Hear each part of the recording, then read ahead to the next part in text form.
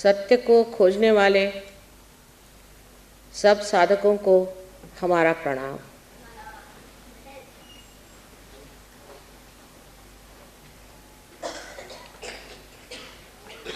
आज का मधुर संगीत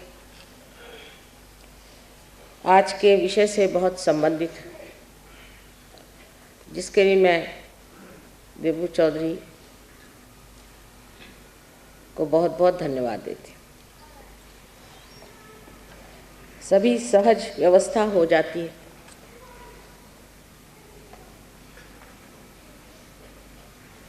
और आज संगीत में जो आपने 12 स्वरों का खेल देखा,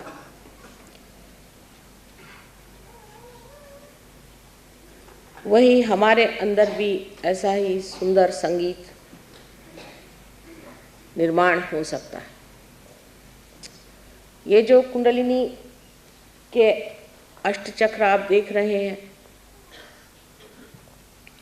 जो कि मूलाधार चक्र, मूलाधार, स्वाधिष्ठान, नाभि,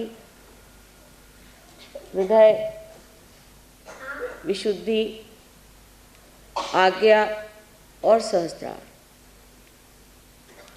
इसके अलावा हमारे अंदर सूर्य और चंद्र के भी चक्र हैं। इसी प्रकार ब्रह्मरंध्र को छेदने बाद भी 3 और चक्र हमारे अंदर कार्य करते हैं, जिसे हम अर्धबिंदु, बिंदु और वलय कहते हैं। ये सारे हमारे अंदर स्वर हैं। जैसे अगर सा से शुरू करें तो 7 स्वर सा रे ग म प ध नी, सहस्त्रार पे नी जाकर के पहुंचता है।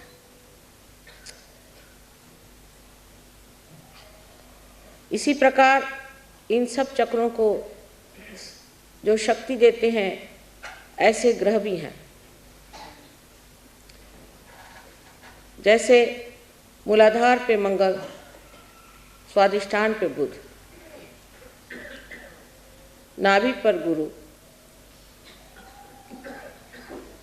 हृदय पे शुक्र, विशुद्धि पर शनि, आज्ञा पे सूर्य और सहस्त्रार पे सोमवार, जो कि शिव जी का या देवी का स्थान माना जाता है, आदिशक्ति का।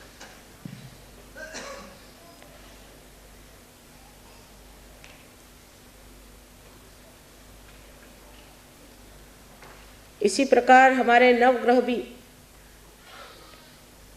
इन चक्रों पर वास करते हैं। इसका मतलब यह है कि जो कुछ भी ओंकार श्री गणेश से प्रणीत है, वो सारा ही एक ही स्वर, एक ही ताल में पूर्णतया बद्ध होकर के एक सुंदर संगीत का साज हमारे अंदर परमात्मा ने तैयार रखा हुआ। इसको छेड़ने के लिए ही कुंडलिनी कार्यान्वित होती है। जब कुंडलिनी इन चक्रों को छेदती हुई ब्रह्मरंध्र तक पहुंचती है, उसके उत्थान से हर चक्र में न जाने कितनी ही गतिविधियां हो जाती हैं। बहुत से लोग सोचते हैं और कहते भी हैं कि माँ, ये इतना सरल कैसे? सरल तो ऐसे है कि जितनी भी जीवंत क्रियाएं हैं, सब बिल्कुल ही सहज हैं। एक बीज में अंकुर भी सहज आता है। लेकिन जो हम रोज देखते हैं, रोजमर्रा जानते हैं, उसके प्रति हमें कोई भी प्रश्न खड़ा नहीं, उसे हम मान से लेते हैं। जैसे कि आपकी श्वास की क्रिया जो है, ये कितनी सहज है। इसके लिए अगर आप किसी गुरु के पास जाना पड़े या कुछ ग्रंथ पढ़ना पड़े या कोई लाइब्रेरी में जाना पड़े तो कितने लोग जीवित रहेंगे। ये हृदय का जो स्पंदन अनहद हर घड़ी अपने आप ही कार्यान्वित रहता है, उसको अगर चलाने के लिए हमें बाह्य से कोई उपचार करना पड़ता तो कितने लोग इस संसार में जीवित पैदा होते। ऐसी अनेक विध चीजें जो जीवंत हैं हम देखते हैं। ये फूल खिलते हैं अपने आप और इनके फल भी हो जाते हैं अपने आप। ये ऋतंभरा प्रज्ञा जिसने इस सृष्टि को पूरी तरह से आशीर्वादित किया है, वो ये सारे जीवंत कार्य हर क्षण हर पल करती रहती है। इतना ही नहीं, इसका चयन इतना अद्वितीय है कि उसका अनुमान हम अपने मानवीय बुद्धि से नहीं लगा सकते। माने एक आम के पेड़ में सिर्फ आम ही लग सकता, एक हिंदुस्तानी के घर हिंदुस्तानी ही पैदा होता है। मेरा मतलब ये नहीं कि हिंदुस्तानी से है कि वो कोई ब्रांड लेके आता है, लेकिन उसकी शक्ल सूरत से आप जानते हैं कि हिंदुस्तानी। ये जो चयन है, ये जो चॉइसेस हैं, ये कितने गहन और कितने गणित से बने हुए हैं कि उसका अंदाजा हमारे दिमाग में आ ही नहीं सकता।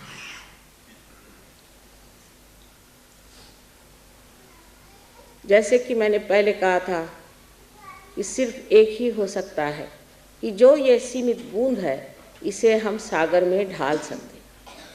सागर से एकाकार होने पर सागर की सारी शक्तियों को देख सकते हैं, जान सकते हैं और उसका आनंद भी लूट सकते हैं। यही कार्य ये कुंडलिनी करती है। लेकिन इसकी व्यवस्था इतनी सुंदर है इस सांस की कि ये स्वर सारे जाकर के अंत में अपने मस्तिष्क में पूरे यहाँ से लेकर के यहाँ तक सातों की सातों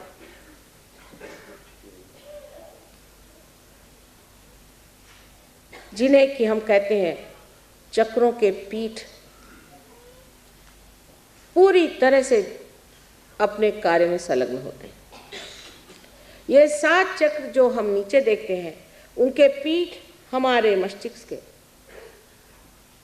यहाँ से शुरुआत करिए या यहाँ से शुरुआत करिए तो मूलाधार आदि सब करते हुए यहाँ आपके हृदय चक्र, और हृदय के बाद यहाँ तक आप आज्ञा चक्र पे आ जाते हैं और यहाँ विशुद्धि चक्र है। ये तो सारा कुछ आप किताबों से जान सकते हैं, लेकिन जिसने आपको बनाया उसकी कमाल देखिए कि 7 स्वर बनाने के बाद उसके जो पीठ हैं, जो उसके हर एक स्वर का निनाद इन 7 पीठों से बने हुए इस मस्तिष्क में, इस ब्रेन में किस तरह से घुमाया जाता है,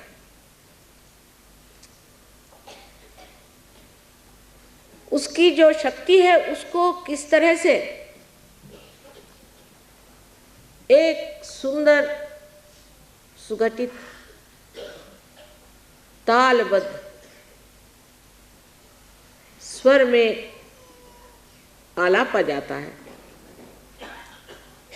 ये एक कमाल की चीज है जिसे देखते ही बनता है।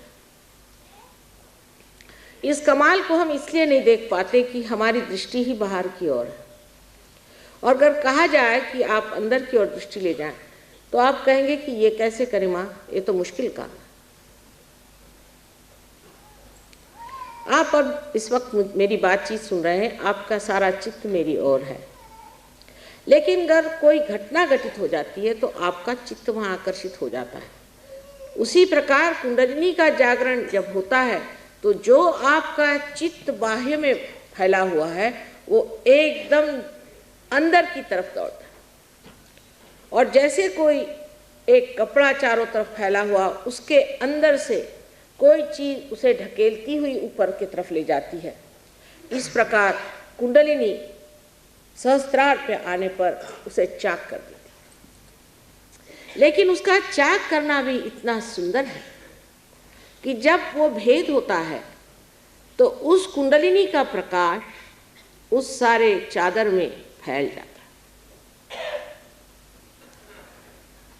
जो कहा है कि राम रंग रस भीनी,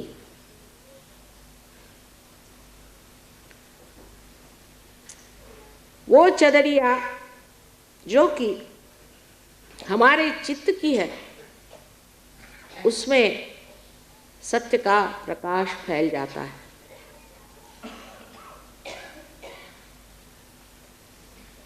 अब कितनी सुंदर रचना है कि हृदय चक्र बराबर यहाँ बीचों बीच है, जहां पर कि हमारा ब्रह्मरंध्र छेदन होता है। ब्रह्मरंध्र का छेदन उस जगह है जहां हमारा हृदय। इसका मतलब ये है कि हमारे हृदय में जब तक परमात्मा को पाने की इच्छा नहीं होगी, तब तक ये भेदन ठीक नहीं हो सकता। सारा काम हृदय का है, ये समझने की बात। आप लोगों ने बुद्धि से मेरी बात समझ ली है, बुद्धि से समझने की बात ठीक, लेकिन जब तक ये हृदय से संचारित नहीं होगी, जब तक ये हृदय से सर्कुलेट नहीं होगी, तब तक हमारे अंग अंग में ये बसने वाली चीज नहीं है, क्योंकि हृदय में ही हमारे आत्मा का स्थान है। इसलिए ये समझ लेना चाहिए कि हृदय को छेड़ने के लिए पहले हमें अपने हृदय को खोल देना चाहिए।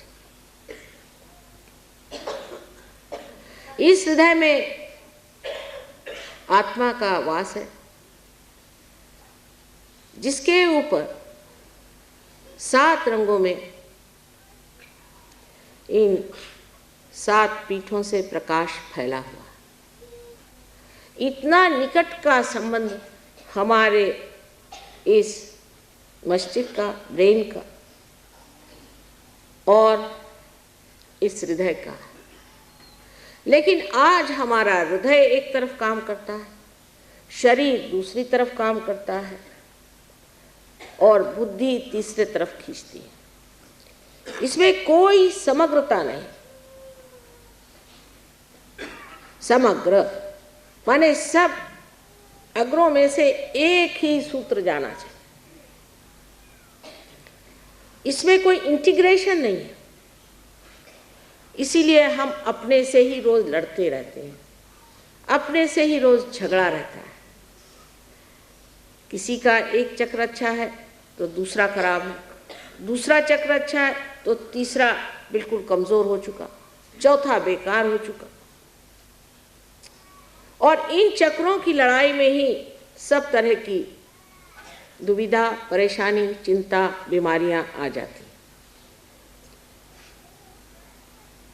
और ये सारे चक्र भी पंचमहाभूतों से, एलिमेंट से बने हैं। और एक शेर कहा है कि मौत क्या है, इन्हीं अज़दा कस परेशान होना। जब ये चक्र परेशान हो जाते हैं तो मौत आ जाती है। ये चक्र सारे की सारे जिन पीठों से संचालित होते हैं, गवर्न होते हैं, वो पीठ हमारे मस्तिष्क में, और हमारे मस्तिष्क से ही सेंट्रल नर्वस के साथ इन सारे चक्रों का चलन वलन हो सकता था, लेकिन होता नहीं है। पैरासिम्पैथेटिक नर्वस सिस्टम से ही हम इन चक्रों को संचालित करते हैं। जब तक हम पैरासिम्पैथेटिक पर अपना प्रभुत्व न जमा लें, जब तक हमारा संबंध वो ऑटोनॉमस नर्वस सिस्टम जिसको हम नहीं चला सकते, ऐसी स्वयं चालित के स्वयं पर अपना जोर न जमा लें, तब तक न हम बदल सकते हैं न दुनिया बदल सकती।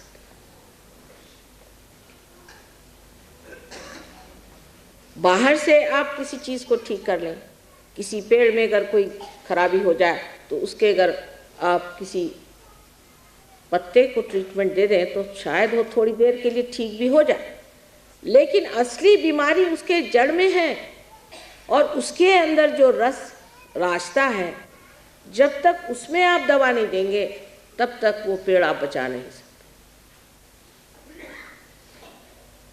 और इतना ही नहीं कि सातों पीठों का यहाँ सम्मिलन है। यहाँ तीन जो शक्तियाँ हमारे अंदर प्रवाहित हैं, हमारी इच्छा शक्ति, क्रिया शक्ति और धर्म शक्ति, जिससे हमारा उत्क्रांति का पथ बनता है, जिससे हम इवोल्यूशनरी प्रोसेस में जाते हैं। ये तीनों ही शक्तियां एकत्रित हो जाती हैं। इस प्रकार इस मस्तिष्क में 7 चक्र और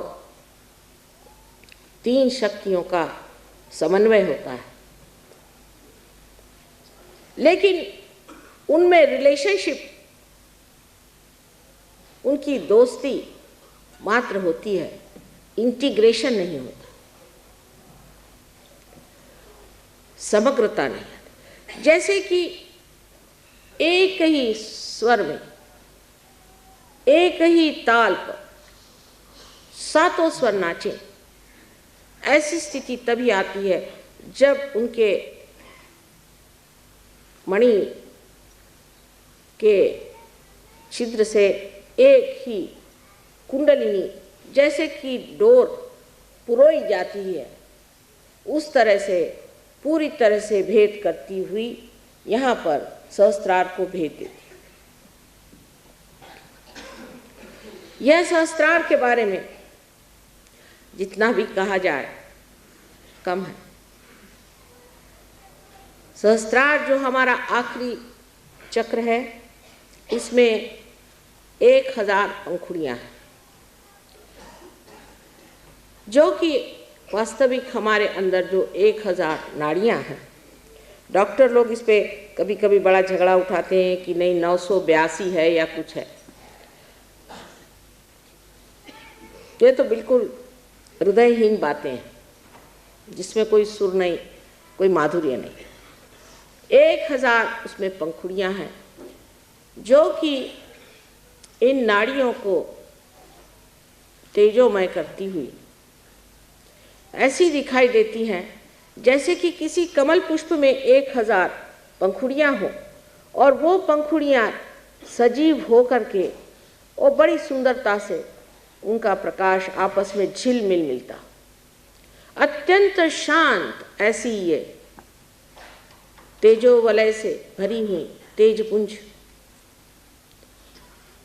ज्योतियां जैसे कि पंखुड़ियां हो, इस तरह से प्रकाशित होकर के और आंदोलन करती रहती है। इस आंदोलन से जो हमारे अंदर आनंद निर्माण होता है उसे निरानंद कहते हैं।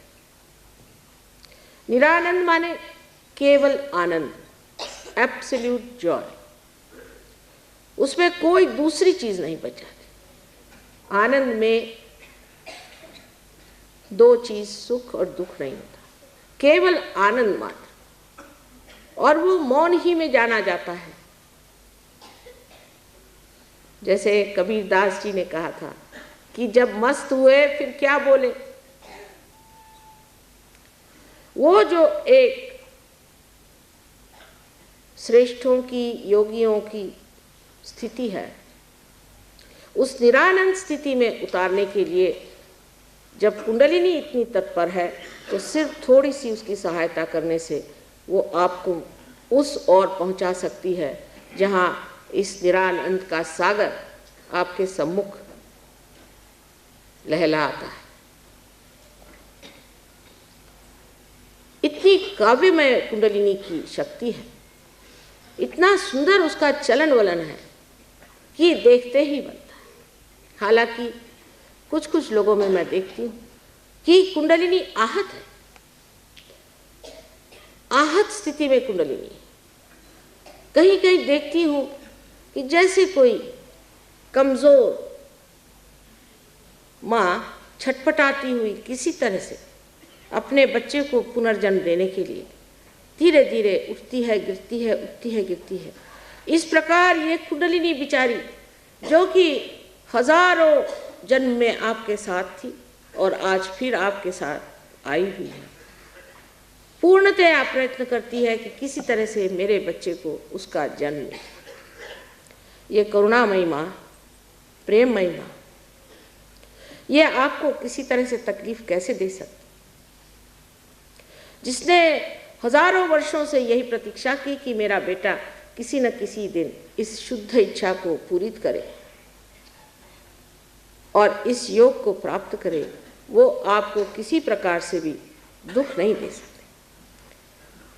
लेकिन मैंने आपसे जैसे बताया, दुनिया में इतने कटु लोग हैं कि जो शुभ और उच्च चीज़ें हैं उनके प्रति भी कोई आदर नहीं करते, उनको किसी भी चीज़ के प्रति आदर नहीं होता है। वास्तव में ये लोग स्वयं का भी आदर नहीं करते, इसलिए ये समझ ही नहीं सकते कि संसार में कोई चीज़ उच्च हो सकती है या ऐसी कोई विशाल चीज़ हो सकती है या ऐसी कोई महान चीज़ हो सकती है जो पूर्णतया पवित्र हो। हमारे सामने इतने संतों के उदाहरण होते हुए भी हम लोग भूल जाते हैं कि जब वो इस संसार में आए तो वो अपने लिए नहीं आए, क्योंकि उनको क्या करने का था, वो तो सब कुछ पाए हुए थे। वो कुछ देने के लिए हमारे पास आए थे और जो उनको देना था वो उन्होंने काम हमारे अंदर, हमारे शरीर के अंतर्गत कर दिया। सिर्फ उसकी जानकारी हमें नहीं, बाह्य से हम ज़रूर उनके गुण गाते हैं, उनके गाने गाते हैं, उनकी प्रशंसा करते हैं, लेकिन हम इससे अभी अभिज्ञ हैं। अभी तक हमने ये जाना ही नहीं कि वो स्वयं हमारे अंदर बसे हुए इस कार्य के लिए तत्पर हैं। एक बार कुंडलिनी का जागरण होने दीजिए, तभी ये कार्य होगा। सहस्त्रार की सुंदर व्यवस्था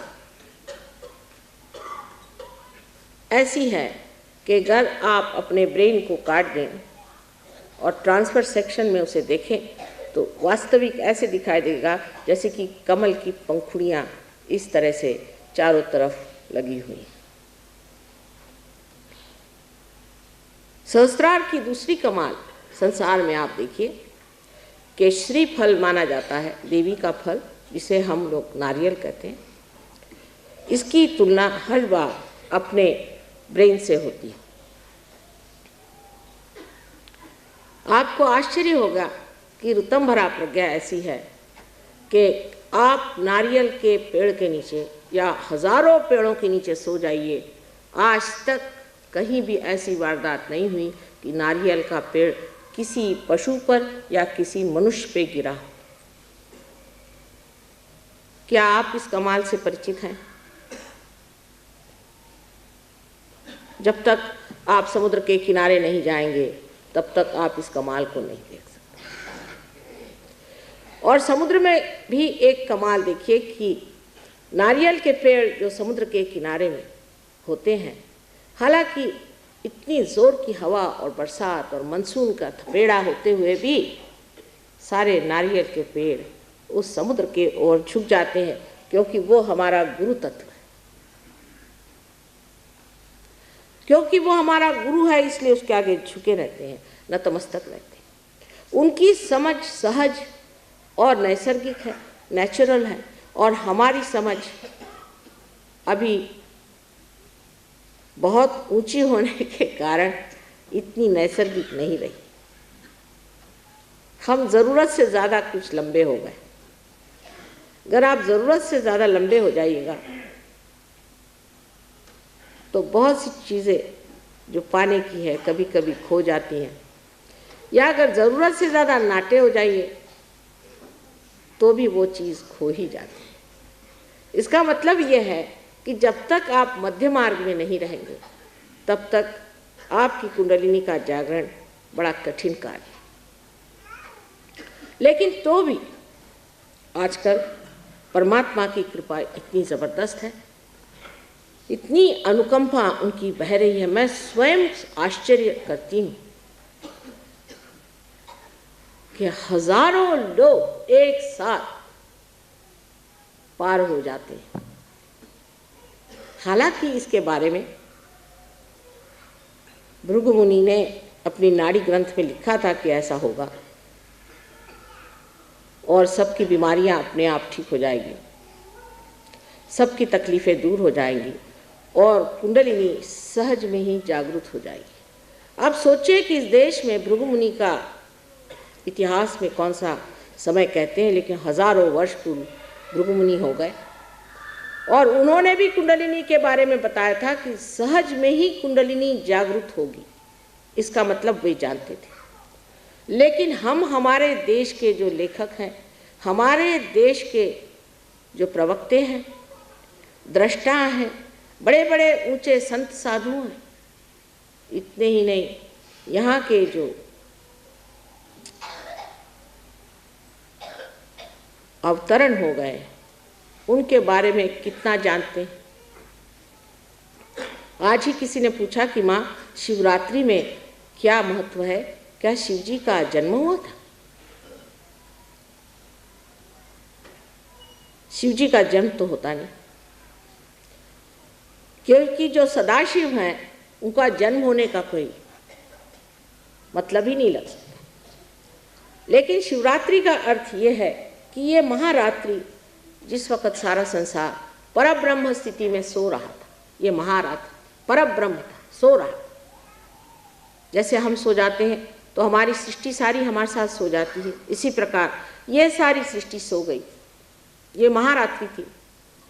और तब उसमें सदाशिव जब जागृत हुए, सदाशिव माने जो कभी भी नहीं बदलते, जो कभी इनकारनेट नहीं करते, जो सिर्फ एक साक्षी स्वरूप होकर के सारे संसार को देखते हैं, वो सदाशिव जब जागृत हुआ तब उन्होंने अपनी शक्ति, जो आदिशक्ति, जिसे कि होली घोस्ट कहते हैं, जिसे वेदों में ई कहा गया, जिसे अथीना कहते हैं, इस शक्ति को अपने से अलग करके और कहा कि तुम सृष्टि की रचना करो। इसलिए शिवरात्रि आज मनाई जाती है कि आज की रात्रि के बाद शिव जी जागृत हो गए, सदाशिव जागृत हो गए। यही सदाशिव जब हमारे हृदय में आत्मा स्वरूप प्रकाशित होते हैं तो इसे शिव कहा जाता है। उस वक्त बहुत से लोग अज्ञान में उपवास करते हैं। शिवरात्रि के दिन उपवास करने का तुक समझ में नहीं आता, क्योंकि जिनको यही मालूम नहीं कि शिवरात्रि के दिन क्या चीज़ हुई। यहाँ तक लोगों ने पूछा कि क्या उस दिन शिव जी की मृत्यु हो गई थी? जो अनंत हैं उनकी मृत्यु कैसे हो सकती?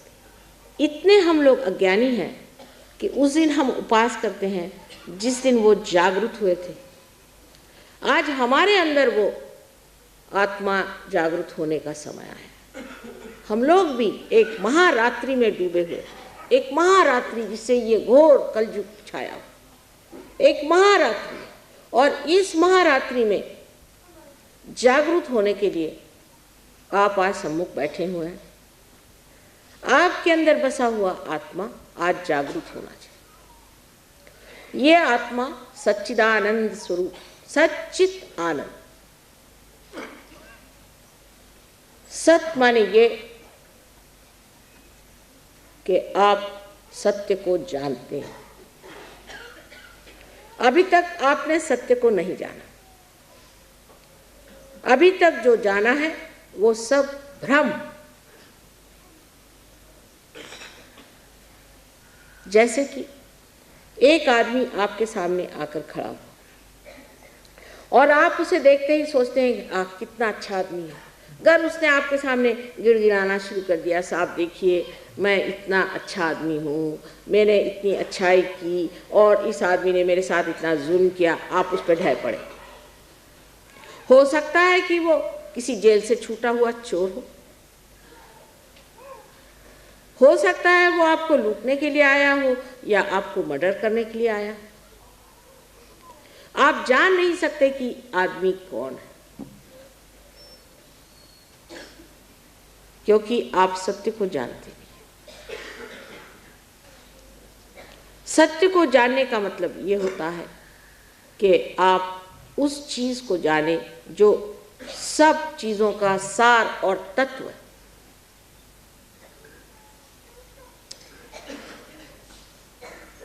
जैसे कि मनुष्य का सार और तत्व क्या, उसका सार और तत्व उसका आत्मा है।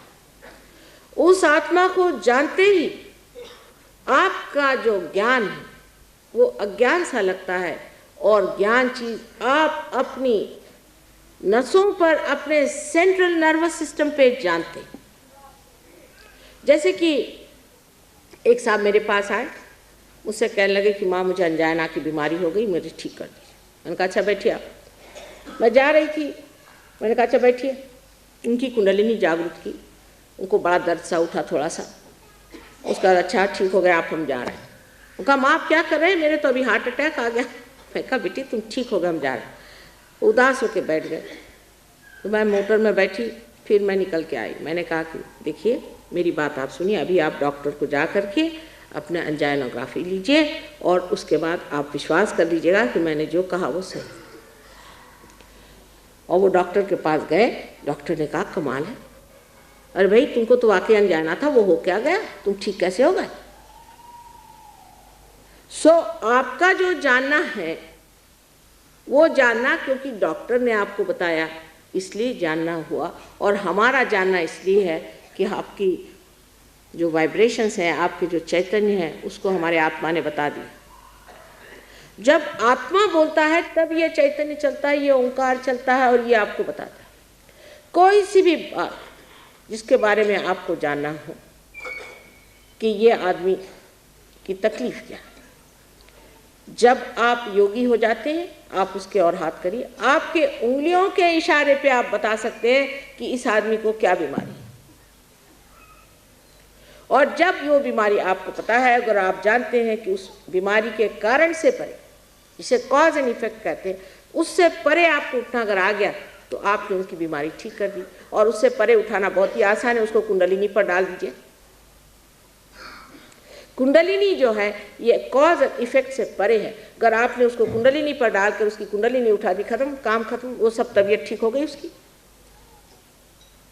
कभी कभी कुंडलिनी का जागरण और उसका बिठाना जरा मुश्किल जाता है, वो दूसरी बात, पर अगर वो हो गया तो काम खत्म, फिर आपको आगे कुछ करने की जरूरत नहीं। जो इतनी बड़ी बड़ी कठिन समस्याएं हम लोग सोचते हैं और सोचते हैं कि इसमें इसका कारण ये है और इस वजह से परिणाम ये है और इस कारण परिणाम को ठीक करने से सब चीज़ ठीक हो जाएगी, कभी भी वो चीज़ नहीं ठीक होने वाली। मैंने आपसे पहले बताया कि एक चीज़ ठीक करिएगा तो दूसरी खराब हो जाएगी। उससे परे जो परमात्मा का साम्राज्य है, जो सहस्त्रार में विराजता है, उस साम्राज्य में आप आइए, आपका आगमन हो, आपका स्वागत हो, नमस्कार करके आप अंदर आइए। और जब वहाँ आप बैठे हुए हैं तो किसकी मजाल है जो आपकी ओर आंख टेढ़ी करके देखे। मराठी में रामदास स्वामी ने कहा है, समर्थाची या व कृपा है असा सर्व भूमंडली कोण आहे। जिसने समर्थ की ओर आंख तिरछी करके देखी, ऐसे सारे भूमंडल में कोई नहीं। लेकिन पहली चीज यह है कि आप क्या परमात्मा के साम्राज्य में आए हैं या नहीं, फिर आने के बाद वहां जमे हैं या नहीं। जमने की बात बहुत बड़ी सोचने की।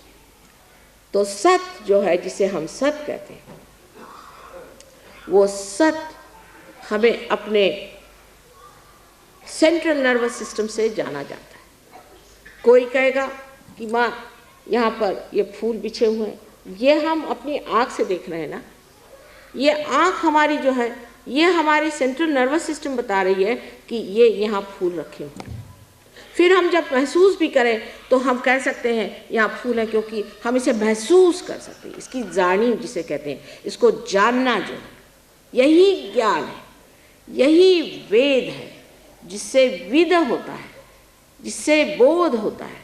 जो हमारे सेंट्रल नर्वस सिस्टम में जाना जाता है, यही हमारे उत्क्रांति का लक्षण है। और बाकी जो कुछ जाना है वो दिमागी जमा खर्च है या तो भावना की फेंक।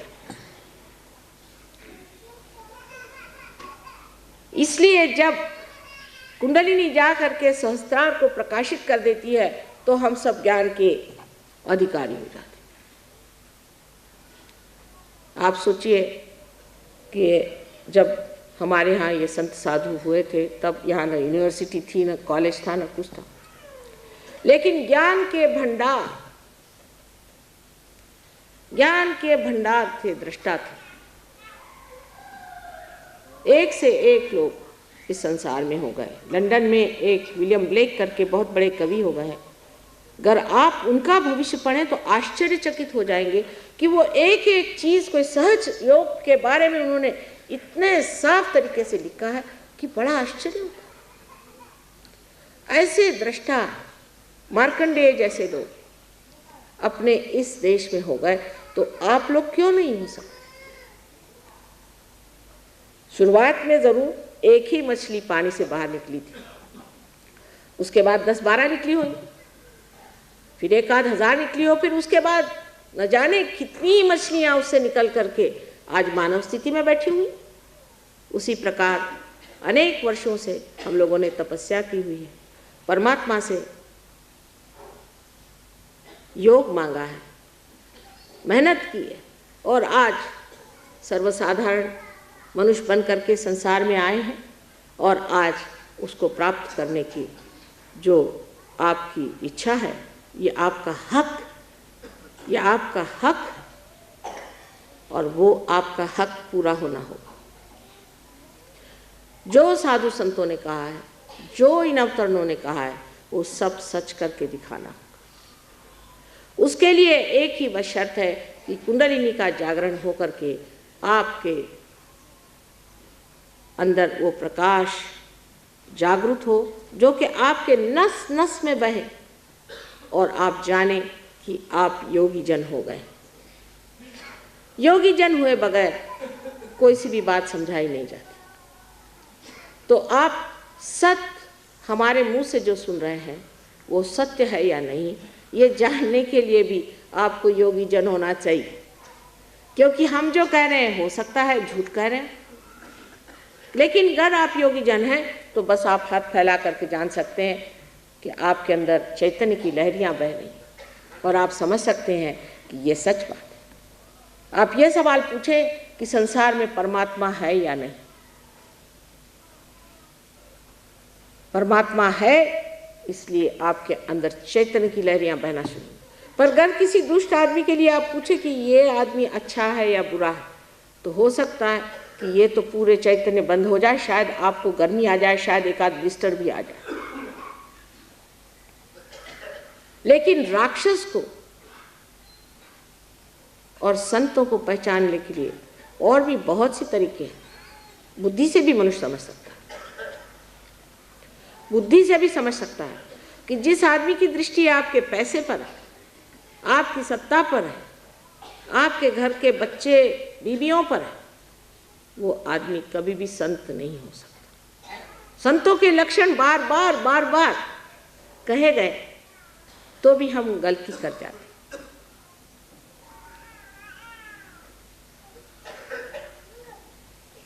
इसलिए पहले सत्य को जानने के लिए कुंडलिनी को हमारे सहस्त्रार में प्रवेश करके उसको प्रकाशित करना चाहिए, जहाँ ये 1000 पंखुड़ियाँ जागृत होकर के सुंदर कलियों के जैसे, पंखुड़ियों जैसे सुंदर नृत्य करें। इसे आप देख अभी नहीं सकते, बाद में आप देख सकते, क्योंकि जब आपको हो जाते हैं, जब आप स्वयं ही प्रकाश होते हैं, तो आप प्रकाश कैसे देखेंगे?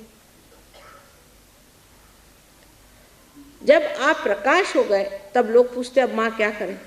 जब दीप जला लिया तो आप प्रकाश दीजिए। जब तक आपके बुद्धि में ये प्रकाश नहीं आता है, तब तक आपकी शक्ति 1000 गुना कम है। मैं तो कहूँ कि इसका कोई अंत ही नहीं, फिर अनंत तक है शक्ति। पर उससे पहले इतनी सी जो शक्ति है, जैसे कि एक बरगद का पेड़ एक छोटा सा बीज होकर के अंत में इतना बड़ा पेड़ हो जाता है, उसी प्रकार जो मनुष्य की बुद्धि अपने को इतनी छोटी और सीमित लगती है, वो इस कदर बढ़ जाती है कि उसकी शाखाएं भी चारों तरफ उतर उतर के उसे और भी स्थापित करते जाती है। ये परमात्मा का सत्य स्वरूप है, आत्मा का सत्य स्वरूप है। आत्मा सत्य को बताता है। लेकिन सहयोग में जरूरी है कि आपकी बैठक होनी चाहिए। अब आपने म्यूजिक सुना, हिंदुस्तानियों को तो ये बात समझनी चाहिए कि म्यूजिक चीज जो है बैठक के बगैर नहीं, बैठक चाहिए। पार तो हो जाएंगे आप, ठीक है, पर उसके बाद अगर बैठक नहीं हो तो आप समर्थ नहीं हो सकते, आप पूरी तरह से इस पे प्रभुत्व नहीं पा सकते। इसके लिए बैठक चाहिए, अभ्यास चाहिए। और जब तक वो अभ्यास नहीं होगा आपके अंदर उसकी संवेदना, इस कदर नाजुक संवेदना, गहन संवेदना जागृत नहीं हो सकती, क्योंकि ये नसों से जाना जाएगा। और ये नसें आज तक जड़ रही, ये नस जब तक वो नवीन जागृति के नए आयाम में, डायमेंशन में जब तक नहीं जागृत होती, तब तक आप नहीं जान सकते। हमारे एक बार बहुत से लोग हमसे कभी कभी सोचते हैं कि ये इनको क्या पता होगा, ये तो बहुत सीधी लगती है। एक साहब आए, कहने माए देखिए ये आपका फोटो कैसा है। मैंने कहा बिल्कुल गलत, मैं बता दूँ किसने निकाला। वो कहा अच्छा बताइए। मैंने उस आदमी का नाम बता दिया जिसने ये फोटो निकाला। मैंने कभी देखा नहीं था, किसी ने भी नहीं देखा। वो चक्कर में आ गए कि माँ तुमने कैसे जाना। मैंने कहा हम सबके चक्रों को जानते हैं और उस चक्र को इस चक्र पे जान रहे हैं कि उसी पे सारा काम हो रहा है, इसका मतलब उसी आदमी ने फोटो खींचा। एक साहब हमें समझाने के लिए आए कि माँ आप बहुत सीधी हैं, आप जानती नहीं, ये बड़ा राजकारणी आदमी है और इससे संभल के रहिए और कुछ गड़बड़ कर सकता है। मैंने कहा अच्छा इतना ही बताना आपको। कहले हाँ। अच्छा आप सुनिए, आप में इसके बारे में क्या जानती है कि इसकी बीवी अपनी नहीं है, किसी ब्राह्मण की बीवी भगा के लाया है, इसका बच्चा तो और इसका है, लेकिन ये बीवी दूसरे की। और सब उसका मैंने जो कच्चा चिट्ठा खोलना शुरू कर दिया तो वो आंखें फाड़ के देखने लगे कि माँ ने इस आदमी को तो एक ही बार देखा और इतना कैसे बता गए। पर यह बताना कोई बड़ी भारी बात नहीं, इसकी कोई ज़रूरत भी नहीं आपको। लेकिन आप ये बता सकते हैं कि आप में कौन सा दोष है। और जब आप सत्य हो जाते हैं तो असत्य से आप अलग हो जाते हैं। जैसे कि इस कपड़े पर अगर कुछ दाग लगा है और उस वक़्त प्रकाश आ गया तो मैं इससे अलग सोचती हूँ कि इसे कैसे साफ कर दिया जाए। इसी प्रकार आप अपने से अलग हट करके जानते हैं कि ये असत्य है, ये हम नहीं ले सकते। जैसे आज एक साहब आए, कहले माँ मेरा आज्ञा चक्र आप ठीक कर दीजिए। मतलब क्या कि मुझे अहंकार हो गया, इसे आप निकाल दीजिए। अगर किसी आदमी को कह दीजिए कि आपको अहंकार है तो वो मार बैठेगा आप। लेकिन जिस वक्त आज्ञा चक्र में दर्द होने लग जाता है तो खुद ही कहते माँ मेरा आज्ञा जरा कृपया आप ठीक कर दीजिए, इस आज्ञा से मैं परेशान हूँ। क्योंकि जो चीज़ आपकी दूषित है वो इशारा ही नहीं करती, कभी कभी दुखती भी है, कभी कभी बताती भी है, जताती भी है, और आपके उंगलियों पे आप जानते हैं कि आपको क्या शिकायत है, और आप वो शिकायत से एकाकार नहीं। हम लोग योग प्राप्त होने से पहले एकाकार होते। कोई आदमी है, वो जैसे एक किस्सा है, आप लोग बहुत सीरियस हैं, इतनी सीरियसनेस की कोई ज़रूरत नहीं, हल्की तबीयत से प्रसन्न चित्त बैठना। परमात्मा का विषय सीरियस नहीं है, गंभीर है लेकिन सीरियस नहीं, प्रसन्न चित्त होकर बैठे। इसीलिए मैं आपको कल जरा हंसा रही थी, प्रसन्न चित्त हुए बगैर कुंडलिनी चढ़ने वाली नहीं है। प्रसन्न चित्त बैठे। तो एक साहब गए मिनिस्टर साहब से मिले, तो वहाँ एक साहब बैठे हुए थे,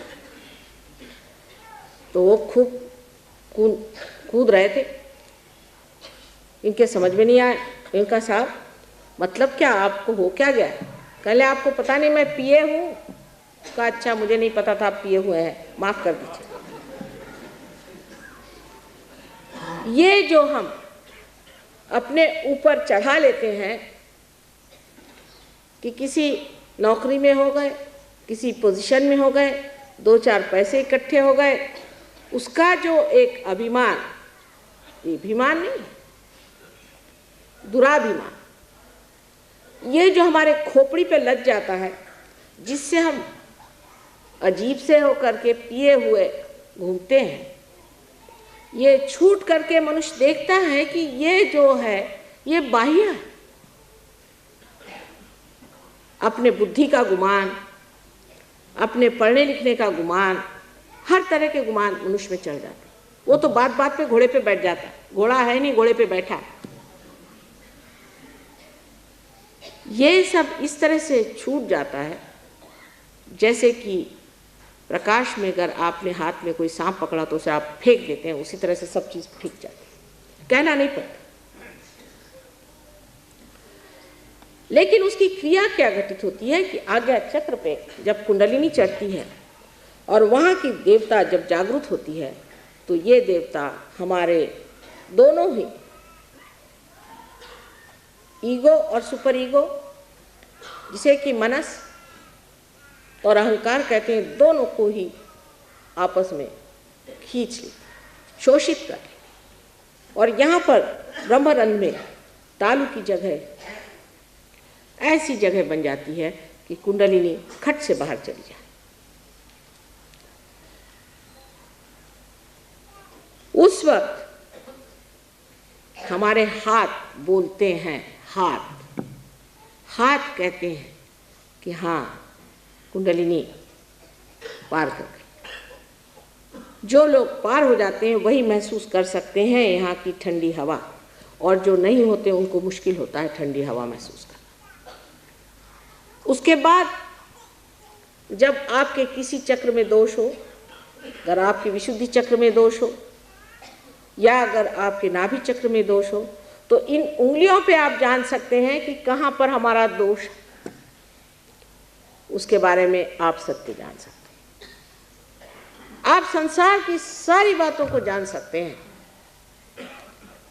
यहाँ बैठे बैठे आपके कोई रिश्तेदार हो, कोई हो, उनके बारे में आप जान सकते हैं, देश के बारे में जान सकते हैं, देश के नेताओं के बारे में जान सकते हैं, इलेक्शन के बारे में जान सकते हैं, चाहे जो भी जानना चाहे आप सब कुछ जान सकते हैं। लेकिन योग हो जाने के बाद मनुष्य का मन इन सब चीज़ों से हट करके परमात्मा की ओर लग जाता है। वो इन चीज़ों में उसको मज़ा नहीं आता। जब आपने सबसे ऊंचा अमृत पी लिया, फिर किसी गंदगी का पानी पीना आप पसंद नहीं करते, वो चीज़ अच्छी नहीं, उसमें कोई मज़ा नहीं आता। सारी चीज़ जिसे कहते प्रायोरिटीज़ आपकी एकदम बदल करके आप दूसरे ही आदमी हो जाते हैं, क्योंकि जिस चीज़ में मज़ा आता है वही होता है। एक शराबी को देखिए, मैं तो ज़्यादा नहीं जानती शराबियों के बारे में, लेकिन मैंने देखा है कि जब वो शराब पीता है तो बराबर शाम होते ही उसको याद आ जाती है, और फिर दुनिया में कुछ भी हो रहा हो सब छोड़ छाड़ करके वो बैठ जाते हैं अपना मसनद लगा के। और यही हाल एक योगी जन का है। जब मस्ती में आ गए तो एक तान वो उसी आनंद में डूबे रहते हैं, उसी शांति में समाये रहते हैं जो आत्मा की देन है। महाराष्ट्र के एक बड़े भारी कवि नामदेव, उनकी कविताएं ग्रंथ साहब ने, गुरु नानक साहब ने बड़े प्रेम से मराठी ही भाषा में लिखी। उसमें की एक कविता बहुत सुंदर है, जिसमें लिखा है कि एक छोटा बच्चा पतंग उड़ा रहा है। उसमें शब्द भी मराठी का है कि भरारी गगनात, माने ये कि जो आकाश में, भरारी को पता नहीं क्या शब्द होगा, कि जो आकाश में घूम रही है, और लड़का जो है वो खेल रहा है, वो सबसे बातचीत कर रहा है, हंस रहा है, लेकिन उसका चित्त पूरा उस पतंग की ओर है। यही योगी जन का किस्सा होता है। कि सबसे बोलते रहेंगे, लेकिन चित्त उसका आत्मा की ओर है। दूसरी उन्होंने जो कविता की पंक्ति है उसमें लिखा है कि औरतें हैं, पानी घड़े में लेकर जा रही हैं, 4-4 घघरियाँ सर पे रखी हुई हैं, जल्दी जल्दी जा रही हैं, और आपस में मजाक भी हो रहा है, हंसी भी हो रही, बातचीत भी हो रही है, लेकिन सारा चित्त उनका अपनी घघरी पर। और तीसरा उन्होंने कहा कि एक माँ है, अपने बच्चे को गोद में लेकर के सारा काम कर रही है, घर का सारा काम कर रही है, सारा संसार का वो काम कर रही है, लेकिन उसका चित्त पूरी समय अपने बच्चे पर। यही कुंडलिनी, इसका सारा चित्त आप पर लगाओ, सारा विचार इसका आपके ऊपर में, और इतनी उत्सुक और उत्कंठा से इंतजार कर रही है कि कब मेरा बेटा इस और आएगा जहां वो अपने पुनर्जन्म को प्राप्त करे। उसको और कोई दुनिया की चीज नहीं चाहिए। उसका जब तक ये कार्य पूर्ण नहीं होता तब तक ये शुद्ध इच्छा जो आपके अंदर सुप्तावस्था में है उसको चैन, वो ढूंढती फिरेगी, इधर जा उधर जा, जंगल में जा, पैसे में खोज, उसमें खोज, उसमें खोज।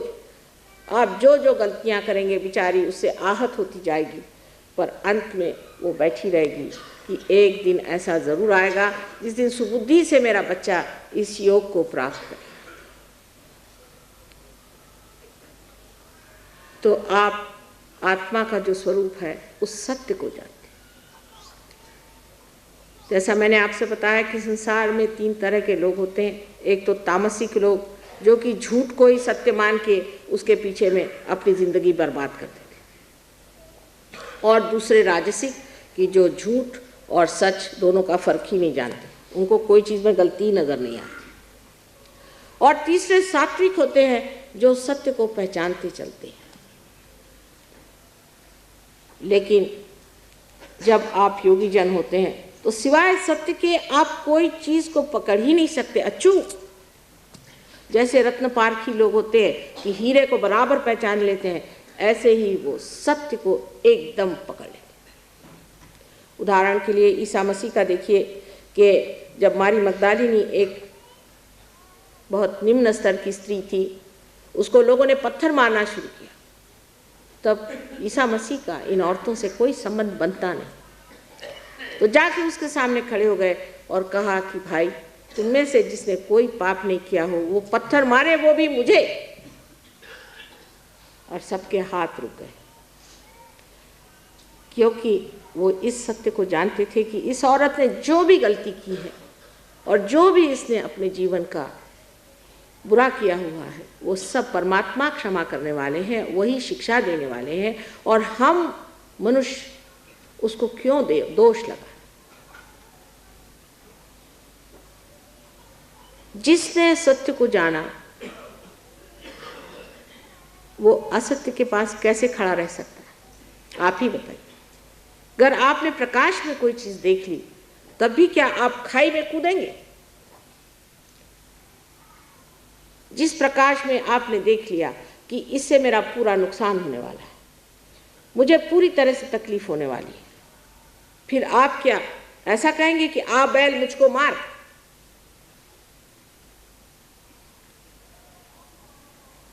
क्योंकि ये प्रकाश हमारे अंदर नहीं। इसीलिए रात दिन हम अपनी जिंदगी बर्बाद किए जा रहे हैं। कोई कहता है कि अपने देश की हालत ठीक हो जाएगी, आप पैसा दे दीजिए, 100 रुपया आप किसी को दीजिए, वो शराब के गुत्ते पे सीधा चला जाएगा।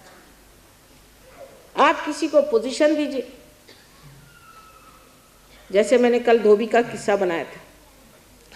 आप किसी भी विद्वान को आप बड़ी नौकरी दे दीजिए या किसी सत्ता में भेज दीजिए, उनकी खोपड़ी एकदम उल्टी बैठ जाए। सत्ता को भी कोई झेल नहीं सकता, संपत्ति कोई झेल नहीं सकता, स्वतंत्रता को भी नहीं झेल सकता। ये तो मनुष्य की दशा है। तो फिर सोचना चाहिए कि इससे कोई ना कोई ऊंची दशा होगी जहाँ इन सब चीज़ का भोग मनुष्य ले सकता है। और भोग तभी ले सकता है जब वो सत्य में खड़ा हो।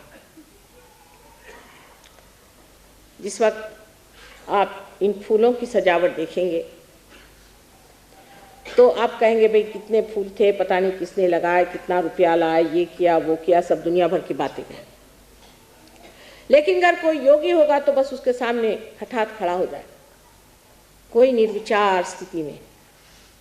जो ये बनाने वाले ने इसमें जो आनंद डाला है, जिस हृदय से ये बनाया है, उसका सारा आनंद उसके माथे से ऐसा ढहेगा जैसे गंगा की धारा पे। वो ये नहीं जानता कि किसने बनाया, क्या किया, बस उसका जो आनंद इसमें निहित है निराकार स्थिति में, वो पूरा की पूरा उसके ऊपर से बहता रहेगा। उस पर विचार नहीं, निर्विचार स्थिति में उसे देखेगा। इसी प्रकार हर चीज़ का आनंद जो है वो आप सत्य में ही पा सकते हैं, और नहीं पा सकते, कभी भी नहीं पा सकते। कभी भी आप किसी चीज़ की ओर दृष्टि करते हैं, जब उसके बीच में विचार खड़ा हो गया, आप सोचिए कि इसकी आनंददायी शक्ति खत्म हो गई, इसमें कोई आह्लाद नहीं रहेगा। राधा जी को कहा जाता है कि वो परमात्मा की आह्लाददायिनी शक्ति थी। वो आह्लाददायिनी शक्ति विचार से एकदम खत्म हो जाती। जैसे ही सामने विचार आ जाए, आप समझ लीजिए विचार से एकदम अंधियार आ जाए। लेकिन निर्विचार में आप किसी चीज़ की ओर देखें तो उसमें बसा हुआ आनंद, उसमें बसा हुआ सत्य जो निराकार स्वरूप है, वो आपके अंदर ऐसा बहेगा जैसे कि पूरी की पूरी शक्ति प्रेम की आपके अंदर प्लावित होकर के बह रही। आपको महसूस होगा, जिससे ऐसा लगेगा सारी दुश्चिंता सब पता नहीं कहाँ चला गया। जैसे आज का संगीत था, निर्विचार में आप अगर इसको सुन सकते तो इसका क्या असली असर है उसे आप पा सकते थे। लेकिन जब तक आप विचार करते रहे कि अब टाइम हो रहा है, अब ऐसा है, फिर वैसा है, फिर घर जाना है, उसका मजा ही नहीं आया।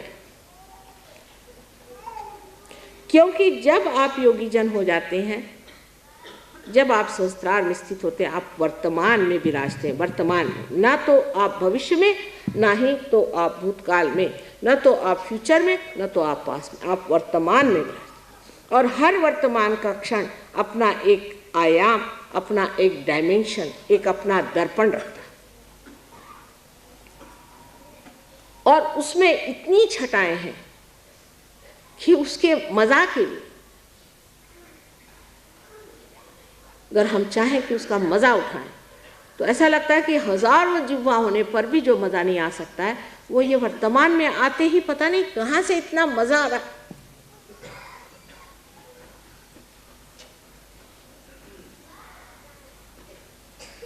जब आत्मा हमारे अंदर जागृत हो जाता है, तब आनंद, उसका स्वभाव हमारे अंदर स्फुरित होता है, इंस्पायर होता है।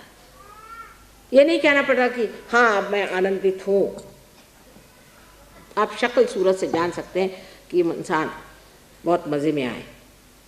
जब मैं पहली मर्तबा पेरिस गई थी तो लोगों ने कहा कि माँ आप तो बहुत खुश नज़र आते हैं। मैंने कहा फिर?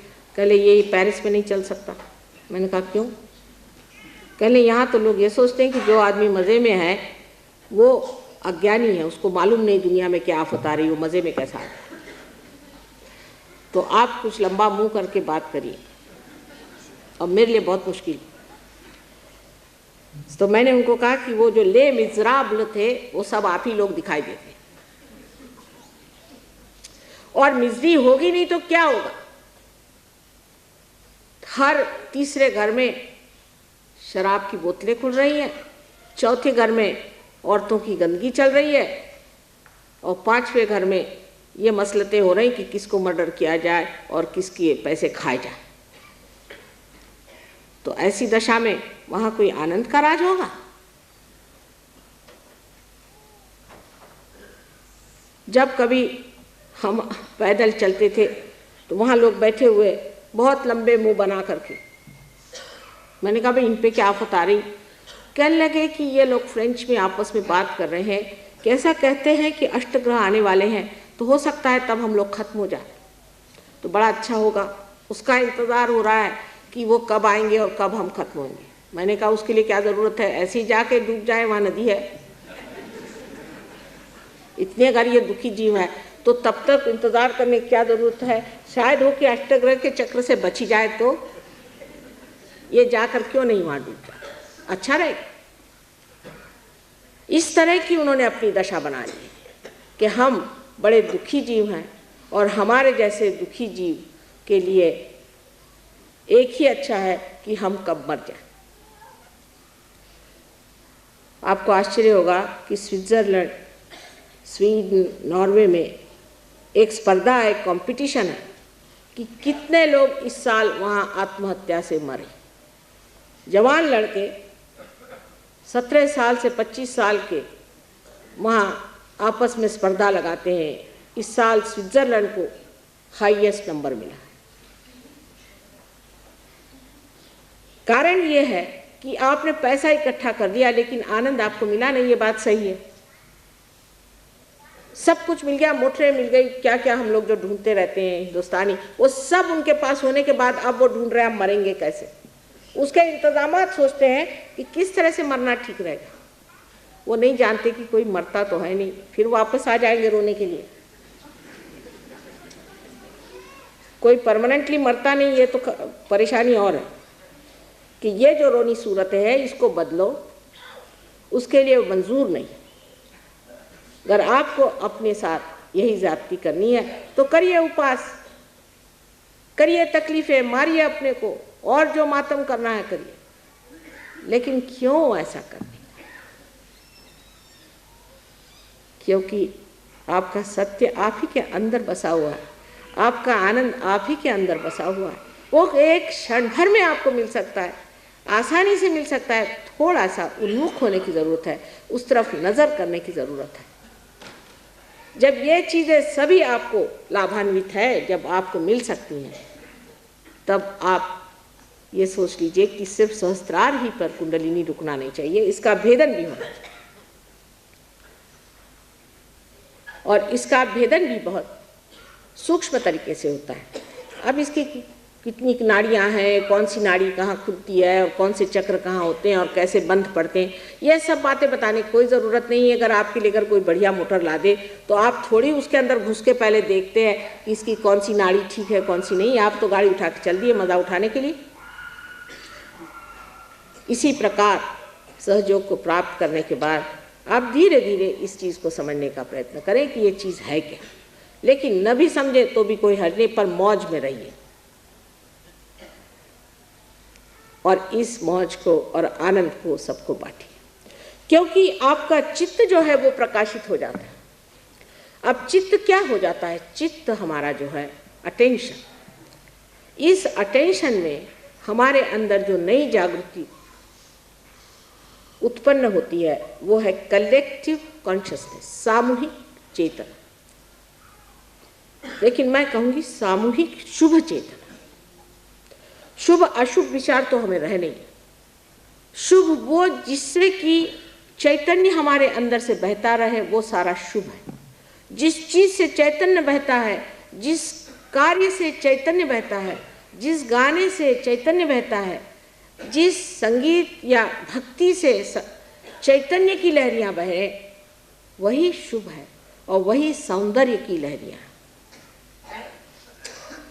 तो ये शुभ चेतना हमारे अंदर जागृत हो जाती है। माने ये नहीं कि हमारे बुद्धि में कोई चीज़ आ जाती है, पर हम जान सकते हैं कि हमारे अंदर कौन सा दोष है, क्योंकि हम आत्म साक्षात्कार भी पाते हैं और हम जैसे व्यष्टि में इसे पाते हैं वैसे समष्टि में भी पाते हैं। माने जैसे हम एक इंडिविजुअल में पाते हैं वैसे हम कलेक्टिव में भी पाते हैं।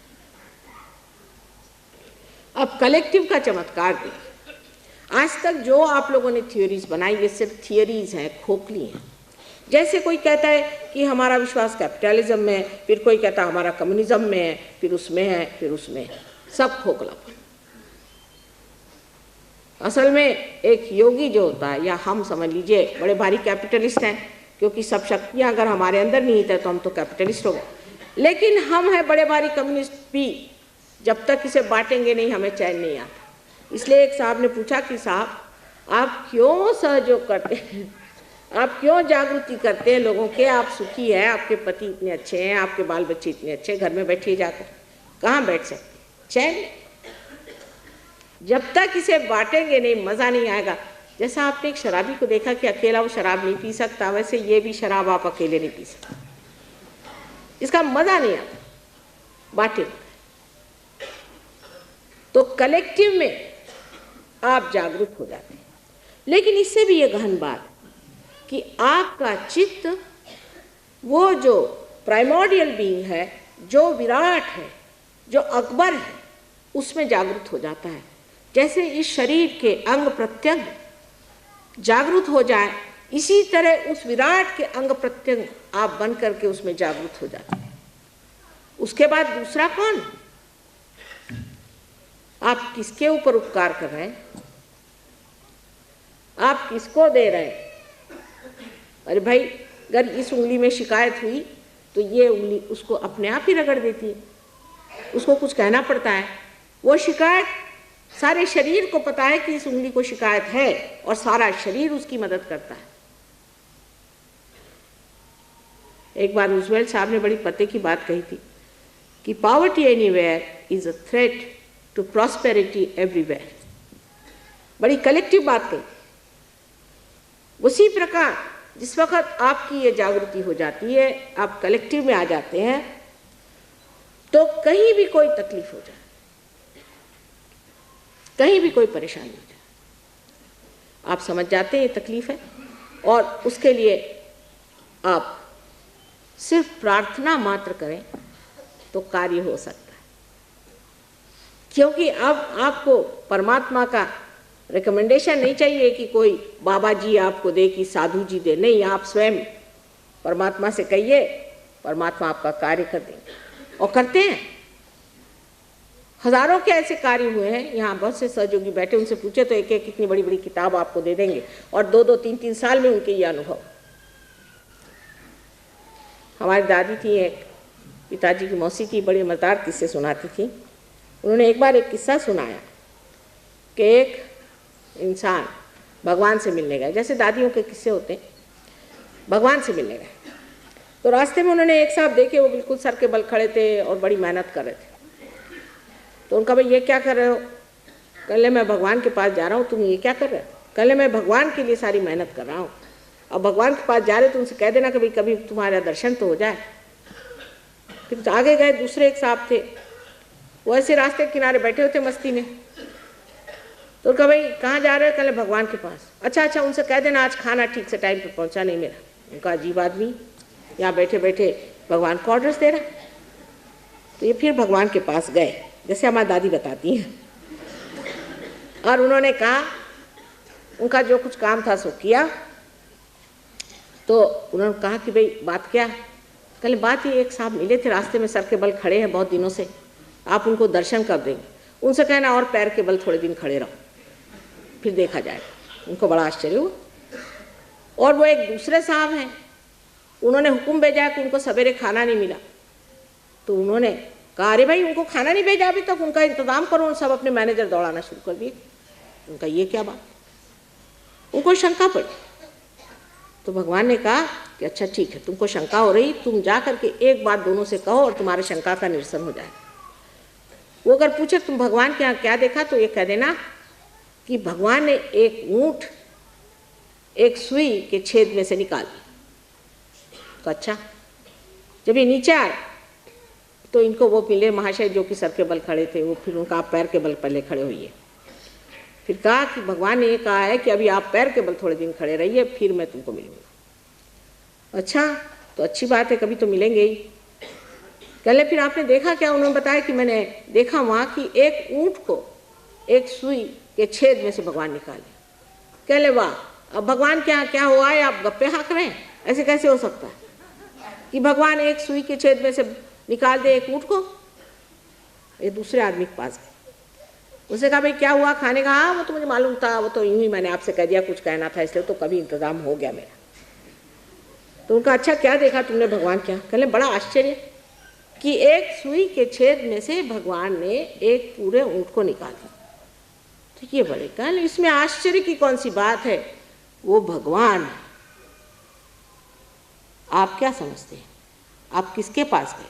परमात्मा, जो परमात्मा है वो परमात्मा है। आप क्या समझते हैं उनको? वो क्या है? एक ऊँट वो सारी दुनिया की दुनिया निकाल दे, विश्व के विश्व निकाल दे, वो तो परमात्मा है। इस अटूट विश्वास पर परमात्मा भी झुकते हैं। इस नितांत विश्वास पर परमात्मा झुकते। अब आप जानते हैं कुछ लोग बीमार मेरे पास आते हैं, मेरे हाथ टूट जाते, मेरा सर पिट जाता है, बड़ी परेशानी। और अभी कुछ देहात से लोग आए थे, बहुत दूर से, शिलांग से। उस आदमी को बताया गया था कि तुम्हें कैंसर की बीमारी। यहाँ एक प्रोग्राम उन्होंने अटेंड किया। वापस जाने पर डॉक्टर हैरान हो गए, कहले आपका कैंसर कैसे ठीक हो गया? एक बम्बई में महाशय एक नौकर साहब थे, बस वो अल्लाह को बहुत मानते, मुसलमान, मोहम्मद नाम उनका। प्रोग्राम में आए, उनको बहुत सालों से डायबिटीज़ था। एक बार प्रोग्राम में आए, मैंने उनसे बात भी नहीं करी, जाना भी नहीं, उनसे मिले भी नहीं, ठीक हो। और कुछ कुछ लोगों के पीछे में तो हाथ टूट जाते, उनकी कुंडलिनी उठना तो रहा दूसरी जगह, मेरे हाथ टूट जाते। पहाड़ जैसी कुंडलिनी उठाते उठाते ऐसी तकलीफ हो जाती कि क्या करूं, लेकिन तो भी जुटी रहती, क्योंकि इनके दिमाग ज़्यादा है। सर पे अहंकार के पहाड़ बांधे हुए हैं, अपने को बहुत समझते हैं। तो कुंडलिनी भी कहती चलो रहने दो इसको, ज़रा ठोकरे होने दो तब ठीक होएगा। वो भी उठती नहीं, मैं क्या करूं। इसलिए नम्रतापूर्वक व्रत निश्चय के साथ सहयोग में उतरना पड़ता है। पहले ही कहा है कि ये रे गबाड़े से काम नवे। ऐसे वैसे लोगों का ये काम नहीं, वीरों का काम है। जो वीर हो वो सामने आए, नहीं तो बाकी बेकार लोगों के लिए सहयोग नहीं। ऐसे तो हम बड़े वीर बनते हैं। एक दो तंबाकू तो छोड़ी नहीं जाती, तंबाकू के पत्ते से आप डरते हैं, आप क्या वीरता दिखाई? शराब की बोतल दिख गई और आप ढह गए, ये क्या वीरता दिखाएंगे आप? वीर हो तो सामने आए, और वीरों के ही गले में कुंडलिनी की माला पड़ सकती है। ऐसे हमारे देश में कुछ वीर निकल आए तो बाकी जो ज़रा अधे हैं वो भी खींच जाए, उनको भी खींच ले। लेकिन पहले हिम्मत की ज़रूरत है कि हम इस पे दृढ़ रहें, क्योंकि सहयोग के बाद मनुष्य एक तरह से इतना अछूता हो जाता है और गंदगी से इतना भागता है कि लोग कहते भाई इसको क्या हो गया। पहले अच्छा आता था, शराब पीता था, मज़ा करता था, इससे काफ़ी सीक्रेट्स भी पता चलते थे। शराब की बोतल के पीछे में आप चाहिए तो स्पिनाच भी इससे करा लो, और अब इसको क्या हो गया, बेकार गया। क्योंकि आप सारे जो गुणों के जो खान बन जाते हैं ना, ऐसा आदमी एक तेजस्वी पुरुष हो जाता है। और उस तेजस्विता के पीछे में अत्यंत कारुण्यमय, अत्यंत प्रेममय, अत्यंत सुखदायी और एक बहुत शानदार चीज, आपका चित्त स्वयं ही कलेक्टिवली कॉन्शियस, सामूहिक चेतना से प्लावित एक नए आयाम में आपको उतार देता है। और आप आश्चर्यचकित हो जाते कि ये कैसे हुआ। माँ, हमने तो कुछ किया भी नहीं था, कैसे हो गया? योगक्षेम वहम्यहम्, योग के बाद क्षेम परमात्मा देखते हैं, ये कृष्ण ने कहा ही है, वही घटित होता है। और सहस्त्रार का जो चमत्कार है कि सहस्त्रार की जागृति आपको इतने नए नए आयाम, इतने नए नए विचार और इतने उत्स्फूर्त कलाएं दिखाता है कि आप आश्चर्यचकित हो जाते हैं कि क्या ये मेरा ही ब्रेन है। ऐसे ऐसे लोग कि जो अपने बच्चों को लाए कि माँ ये क्लास में नहीं पढ़ता, बड़ा पीछा है इसका, इसको तो निकाल डालना चाहिए स्कूल से, फर्स्ट क्लास फर्स्ट। ऐसे ऐसे लोग जो कि कुछ भी म्यूजिक नहीं बजा सकते थे, कुछ भी कला नहीं सीख सकते थे, वो कलामय हो। ऐसे लोग कि जो नौकरी में नहीं थे, जो कुछ करना ही नहीं जानते थे, वो लाखोंपति हो गए। ये कैसे हुआ? ये सारी ही शक्तियाँ हमारे अंदर है, लक्ष्मी जी की भी शक्ति हमारे अंदर है। जिस वक़्त मनुष्य किसी भी सृजन को करता है, क्रिएटिविटी को करता है, तब उसके अंदर जो ब्रह्मदेव है, जो क्रिएटर हैं, जो कि स्वादिष्टान चक्र पे अधिष्ठित हैं, वो जब जागरूक हो जाते हैं तो ऐसा आदमी ऐसे ऐसे क्रिएशंस करता है कि जो मैंने आपसे बताया कि जितने भी संसार के महान कलाकार हुए हैं, सभी के सब साक्षात्कारी लोग थे। और अगर वो साक्षात्कारी नहीं होते तो वो महान कलाकार नहीं थे। आजकल हम देखते हैं ऐसे टुटपुंजे कलाकार लोग हैं, ऐसे टुटपुंजे लेखक हैं कि एक मिनिस्टर से नौकरी छोड़ी, उसके खिलाफ लिख दिया, अभी यहाँ भाषण में कुछ सुना, जा करके वहाँ कुछ लिख दिया। ऐसे टुटपुंजे लोग तक जब उनके अंदर इसकी जागृति हो जाती है तो वो पूर्णता पे आती है और उनको समझ में आता है कि ये क्या, मैं कवड़ी को कहाँ उठा रहा हूँ, असल रतन मेरे अंदर होते, मैं कवड़ी में कहाँ घुसा हूँ। ये जागृति जब हमारे अंदर होती है, जब उसके आंदोलन शुरू हो जाते हैं, तो ऐसा संगीत अंदर चलता है कि आप कभी अकेले ही नहीं होते। कैसा, जो लोग कहते हैं मैं बोर हो रहा हूँ, ये शब्द ही हट जाता है, कभी आदमी बोर ही नहीं होता। जो अपने में मगन हो गया वो बोर कैसे होगा। आजकल बड़ी बीमारी, लोग कहते हैं मैं बोर होता, मुझे शब्द ही नहीं समझ में आता ये क्या होती भला।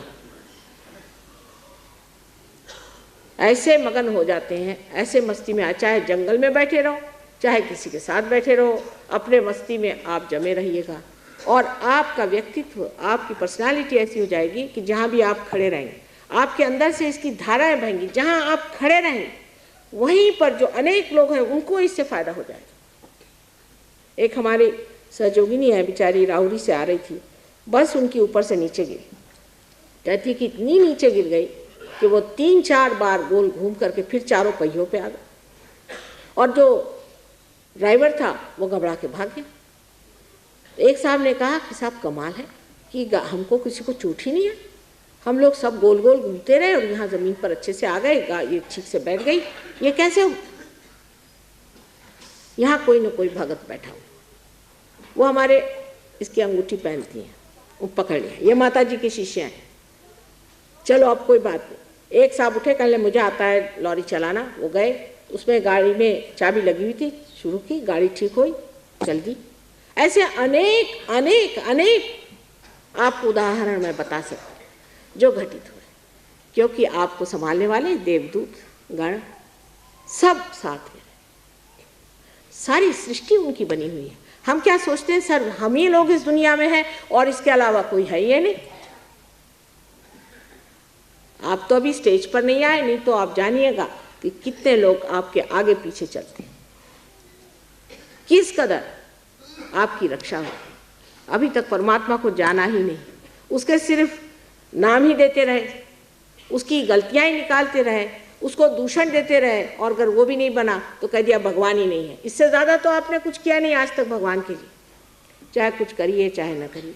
वो पिता परमात्मा अत्यंत प्रेममय, आपके लिए जो कुछ करना है करता रहा है, करेगा और आपको चाहता है कि आप उसके साम्राज्य में आए और अपने सिंहासन पे विराजमान हैं।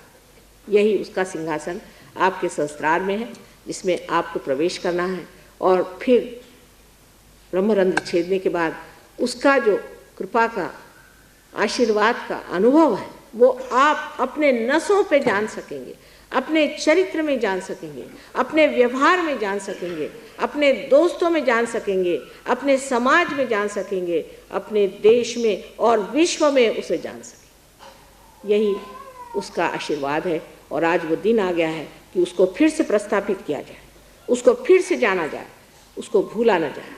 आज घबराने की कोई ऐसी बात है, समय की बात है, ये समय आ गया है। जो समय समय से बात होती है आज बाहर आ गई है और हजारों लोग, करोड़ों लोग उस पुष्प की स्थिति से अब फल होने वाले। परमात्मा आप सबको सुखी रखे। आज का आखिरी दिन है, आशा है आप लोग सहयोग में प्राप्त करने के बाद अपनी इज्जत करें। आप योगी जन हैं, इसके प्रति अग्रसर पूरा चित्त लगाए, इसमें बैठक लगाए। बैठक किए बगैर ये कार्य आगे का नहीं हो सकता। जागृति आसान है लेकिन इसका पेड़ बनाना आपके हाथ में।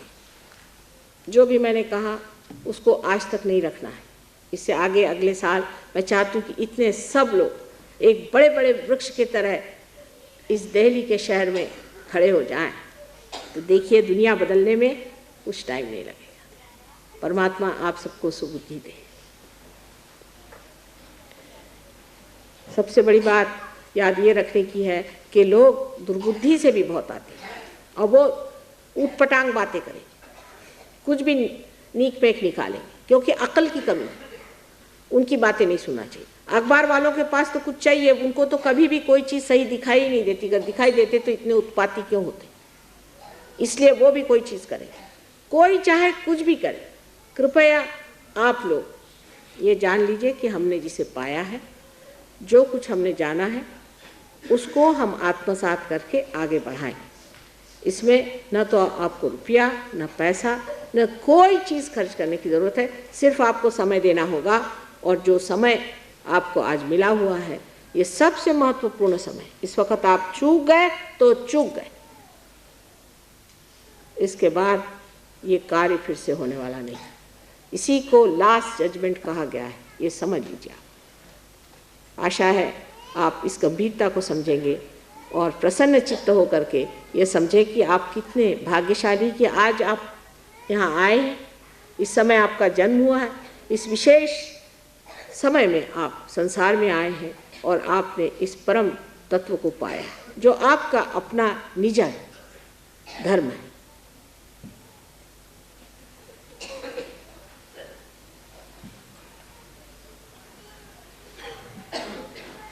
Can you put this up there?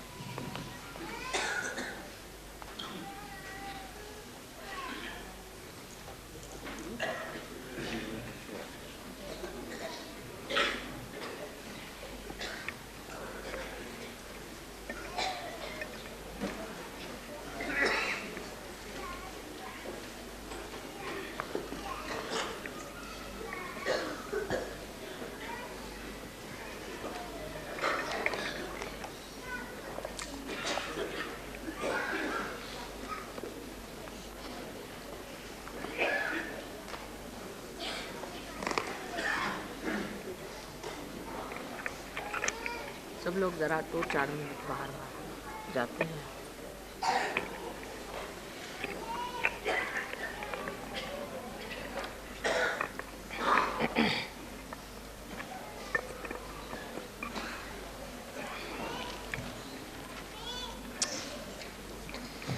हमारा सेंटर दिल्ली में है, मैंने आपसे कहा एक छोटा सा सेंटर, और अब गवर्नमेंट ने कोई जगह दे दी है, उसमें ये लोग बड़ा सा सेंटर बना रहे हैं। बहुत बड़ा तो नहीं, लेकिन हाँ।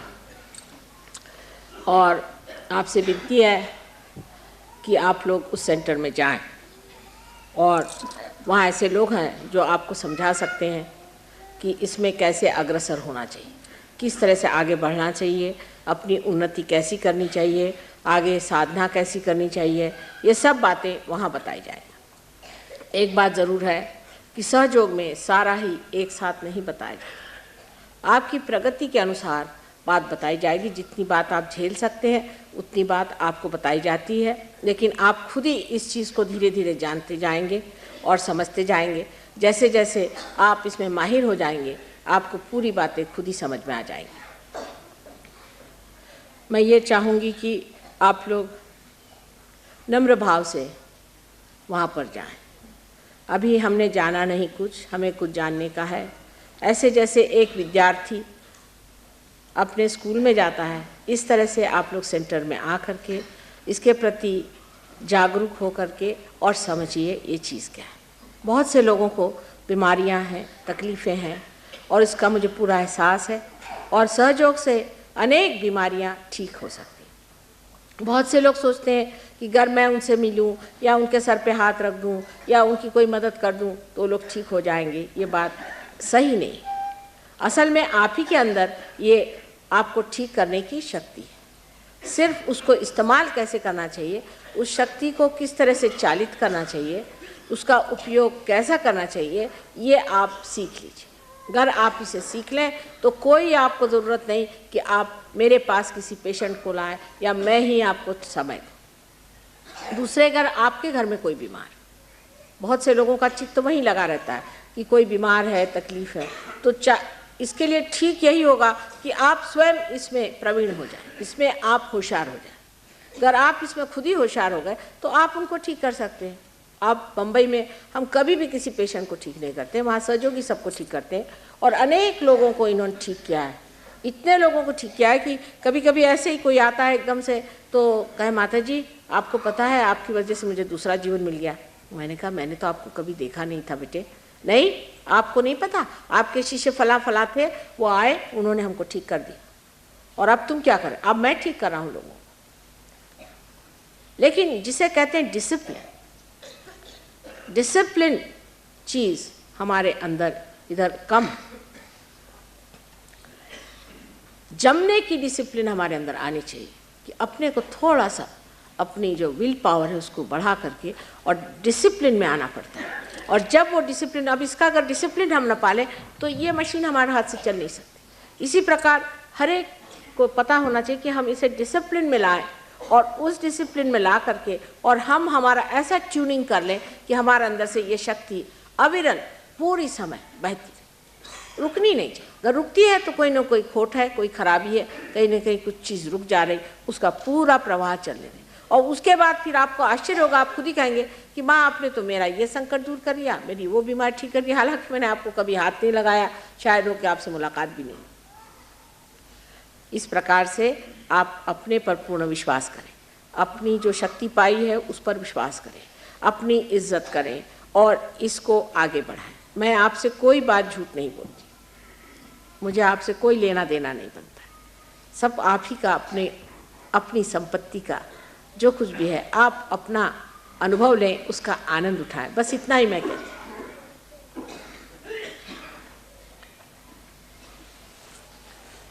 अब हमारे सेंटर का पता आपको यहाँ मिल जाएगा, उसी प्रकार यहाँ कुछ किताबें भी हैं, लेकिन बहुत से लोग किताब को पढ़ के भी उसकी बाल की खाल उतार के बैठे रहते। आपके अगर कोई चीज़ समझ में नहीं आया तो उसको वहीं रह लीजिए, आगे पढ़िए, धीरे धीरे सब समझ में आ जाएगा। उसकी बाल की खाल मत निकाल दें, क्योंकि ये भी सहयोगियों की लिखी हुई किताबें हैं। हो सकता है कि एक शब्द इधर से कभी लेफ्ट का राइट हो गया तो वही लेके खोपड़ी में बैठ जाएंगे, कोई इधर से बात हो गई वो ले, इस तरह से नहीं करें। एक सरसरा निगाह से आप पहले पढ़ें, उसको समझने की कोशिश करें।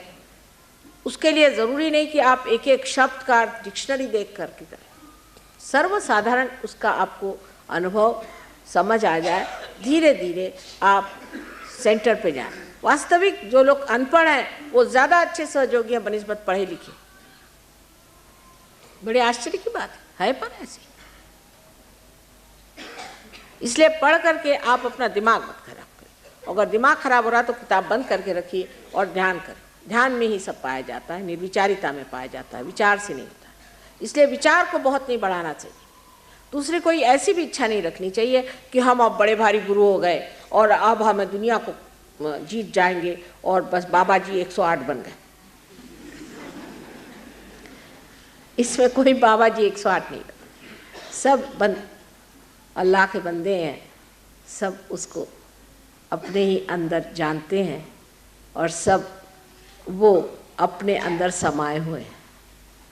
कोई ऊंचा नहीं और कोई नीचा नहीं, किसी की आँख ऊंची नहीं हो जाती और नाक नीची नहीं हो जाती। सब चीज़ अपने स्थान पे अपनी जगह उतनी ही महत्वपूर्ण है जितना हर इंसान है। इसलिए कोई भी इस तरह की विचार न करें कि हम बड़े भारी सहयोगी हो गए और ये जो है कम है। फिर हमारे यहाँ उसको उपाधियाँ दी जाती है कि बाबा जी, ढोंगा जी 108। कोई सा भी ढोंग करने की जरूरत नहीं, कोई प्रताड़ना करने की जरूरत नहीं। सत्य, जो सत्य है उसे पाना है, जो सच है वो पाना है, जो हमारे अंदर सच्चा होता है वो पाना है। बाकी जो झूठ है उसे छोड़ देना है। बस इसी तरह से आपकी प्रगति होती रहे। और नम्रता के बगैर ये होने नहीं वाला। मनुष्य में नम्रता होनी चाहिए कि जो झूठ है उसको क्यों मैं अपनाऊं, मैं तो योगी हूँ। योगी के शान के खिलाफ है कि झूठे रत्नों से अपनों को जड़ा है। और जब ये बात उसकी शान में आ जाएगी तब उसकी प्रतिष्ठा, उसकी डिग्निटी आपको दिखाई देगी। नहीं, डिग्निटी है, इस कदर आत्मा जो है आपको एक आलीशान बढ़िया इंसान बना देता है। सिर्फ इतना ही फर्क है कि जब तक वो चीज़ होती नहीं तब तक कुछ भी नहीं है, और जब हो जाती है तो फिर सब कुछ हो जाता है। इतना ही छोटा सा फर्क है एक दीप के जलाने में और एक दीप के बुझ जाने में। अब आज फिर से आप लोग चाहते हैं तो मैं फिर से आपको थोड़ा मेडिटेशन का तरीका बता देती हूँ। जो हमारे अंदर अलग अलग चक्र हैं उनको किस तरह से जागरूक करना है मैं आपको बता दूँ। इसको आप अपने घर में भी करके देखिए। ये जो मैं आपको बता रही हूँ ये अलग अलग चक्रों के सारे मंत्र हैं। इसको आप अंग्रेज़ी में कहें, चाहे हिंदी में कहें, चाहे संस्कृत में कहें, चाहे गुरबाणी में कहें, कोई सी भी भाषा में आप कहें, बंगला में कहें, फर्क नहीं पड़ता। क्योंकि कोई से भी शब्द या विचार निकलने से पहले निराकार में उसकी पहले जागृति होती है। जब वो निराकार स्थिति में रहता है वहीं पर कुंडलिनी इसे जानती है। तो आप उसको कौन से शब्दों में ढाल रहे हैं उससे कोई मतलब नहीं। अब सबसे पहले आप जानते ही हैं कि लेफ्ट साइड में आपकी इच्छा शक्ति है और राइट साइड में आपकी क्रिया शक्ति। आप सब लोग इसे करें, आप कोई बड़े हों छोटे हों करें। ये आप छोटा सा काम नहीं करेंगे तो मैं कुछ भी नहीं मदद कर सकती। इसे कृपया आप लोग सब आंख बंद करके अपनी ओर चित्त करें और अपने जूते वगैरह उतार दें। दोनों पैर सीधे तरीके से, दोनों पैर समांतर ज़मीन पर रखें, क्योंकि ये जो पृथ्वी है ये हमारी योग भूमि है। धन्य ये भूमि और धन्य इसके निवासी लोग। इसलिए दोनों पैर अलग करके इस पृथ्वी की ओर नज़र करें।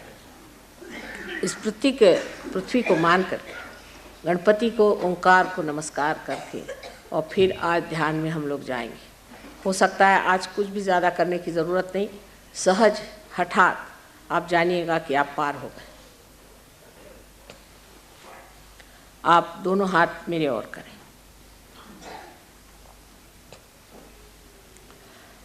आंख बंद कर लें। लेफ्ट हैंड जिसमें कि आपकी इच्छा शक्ति है उसे मेरे ओर रखें और राइट हैंड पृथ्वी तत्व के ओर, पृथ्वी के ओर, ऐसे साइड में, बस ऐसे उसके ओर इशारा मार। जूते वगैरह उतार।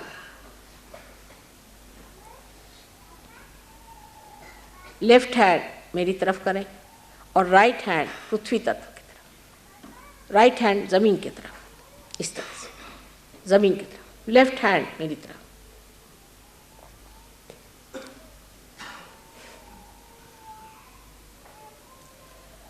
और आंख बंद रखें और कुछ करने की ज़रूरत नहीं। आज इतने ज़ोरों के वाइब्रेशंस हैं कि ऐसे ही कार्य हो जाएगा। लेफ्ट हैंड में ठंडी ठंडी हवा आएगी। ज़मीन की तरफ, एक तरफ हाथ करके ज़मीन की तरफ करें, एक तरफ हाथ करके ज़मीन की तरफ हाथ करें और हाथ के तलवे को पीछे की तरफ कर दें।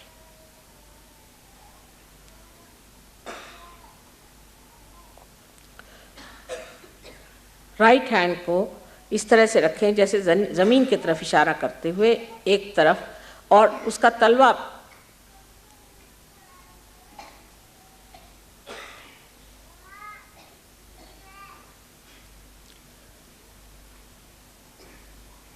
अब देखिए कि आपके लेफ्ट हैंड में ठंडी ठंडी हवा आ रही है। बहुत से लोगों के आएगी, कुछ लोगों के शायद ना आए लेकिन आएगी। आँख न खोलें, किसी भी तरह से आँख न खोलें।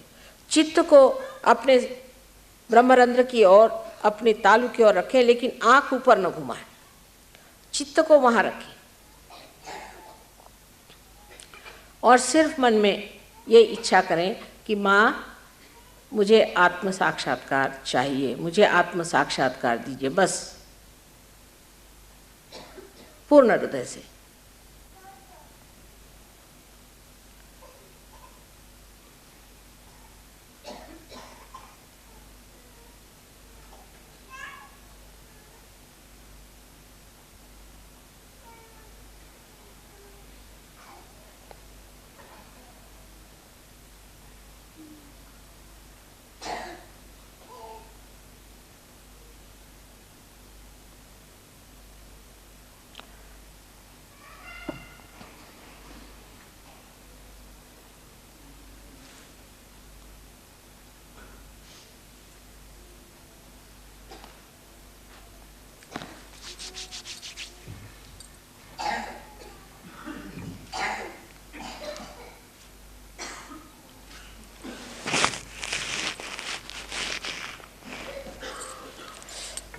is all right today. Very good.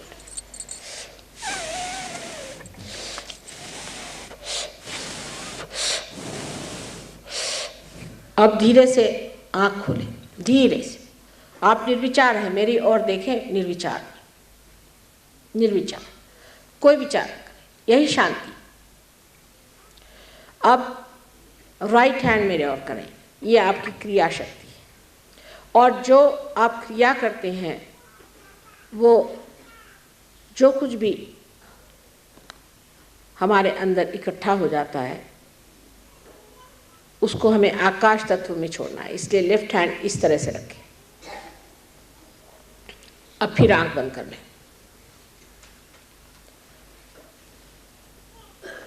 निर्विचार में रहें, लेफ्ट हैंड आकाश की ओर।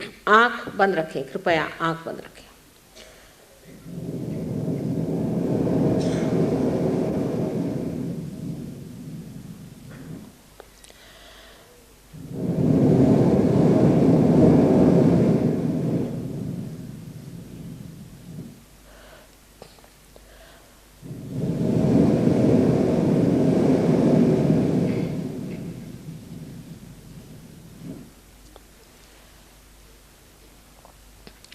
अपने को दोषी नहीं समझना चाहिए। मैंने कोई गलती की है, ये सब अभी जोड़ने का समय नहीं, ये सब चीज़ भूल जाइए।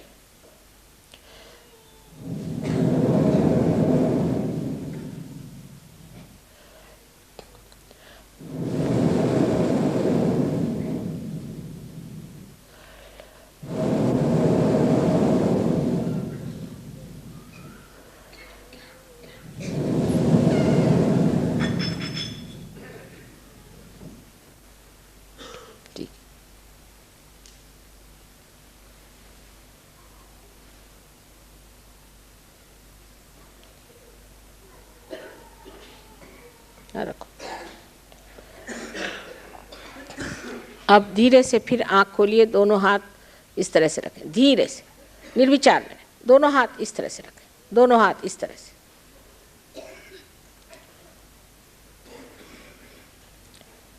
अब राइट हैंड तालू के ऊपर अधांतरी पकड़ के देखें, यहाँ ठंडी हवा आ रही है या गर्म हवा।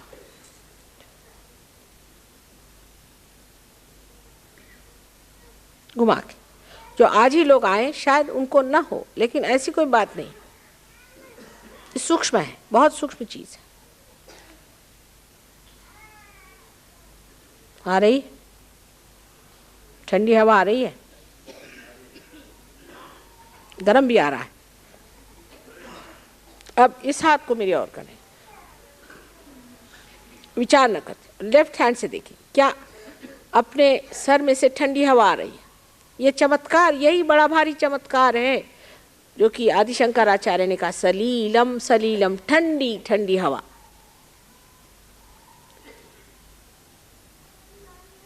हाँ, वेरी गुड। जिनके आ रही ठंडक वो हाथ नीचे कर लें, जिनके सर में से ठंडक आ रही है वो हाथ नीचे कर लें।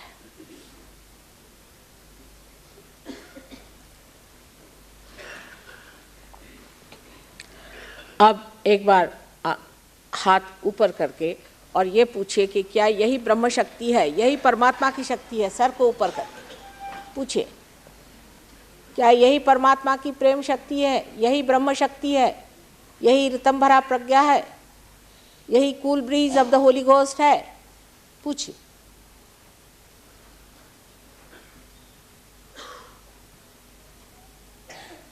अब हाथ नीचे कर लीजिए। अब देखिए हाथ में आ रही है, आ रही ठंडी हवा।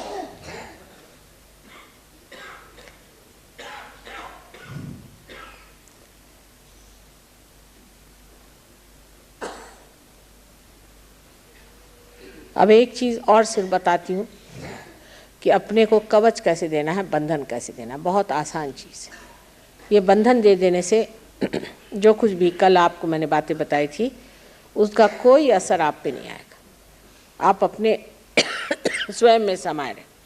सवेरे घर से जाते वक्त और सोने से पहले 2 बार कर देने से आप कुंडलिनी को यहाँ स्थित कर सकते हैं। बहुत आसान तरीका है। इसमें इस तरह से बंधन दिया जाता है। ये 7 मर्तबा हम बंधन देंगे सब लोग मिलकर के। ऐसे हाथ इधर रखें, ये हाथ मेरी ओर, पूरी तरह से सर पे से उठा करके 1, पूरे दिल्ली को ही बंधन पड़ रहा है, और 2 पूरी तरह से करें, और फिर 3। अब कोई सी भी दुष्ट शक्ति जो है वो आपको छू नहीं सकती, क्योंकि आप ही अपनी शक्ति को इस्तेमाल कर रहे हैं। ये 4, 7 चक्र हैं, 5 और ये 6 और ये 7। अब दूसरों के आप पर असर नहीं आने वाले। अब आप अपनी कुंडलिनी को जागरण खुद करना सीख लें कि जहाँ कुंडलिनी वहाँ पर अपना लेफ्ट हैंड रखें, जहाँ पर कुंडलिनी, और राइट हैंड को इस तरह से घुमाएं कि ये ऊपर, सामने, नीचे, पीछे, इस तरह से आप ऊपर तक कुंडलिनी को ले जा सकते हैं।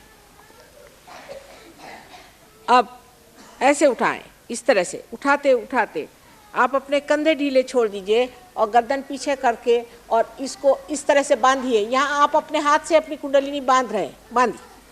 1, दूसरी मर्तबा फिर इस हाथ की ओर देखते हो उठाइए, इस हाथ की ओर देखते हुए फिर से गर्दन ऊपर करके दूसरी मर्तबा, तीसरी मर्तबा 3 बांधना होता है।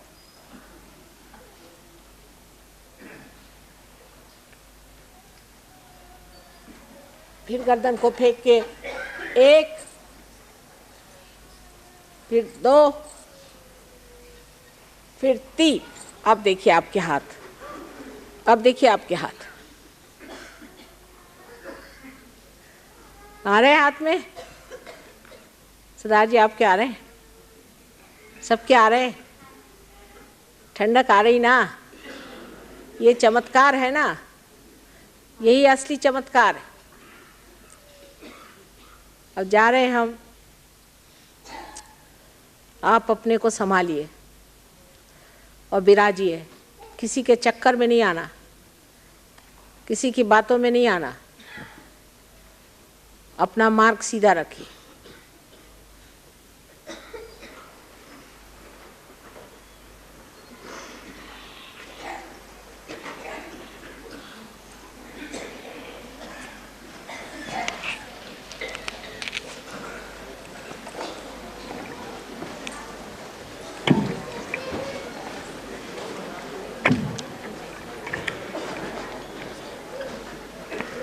आज आखिरी दिन है,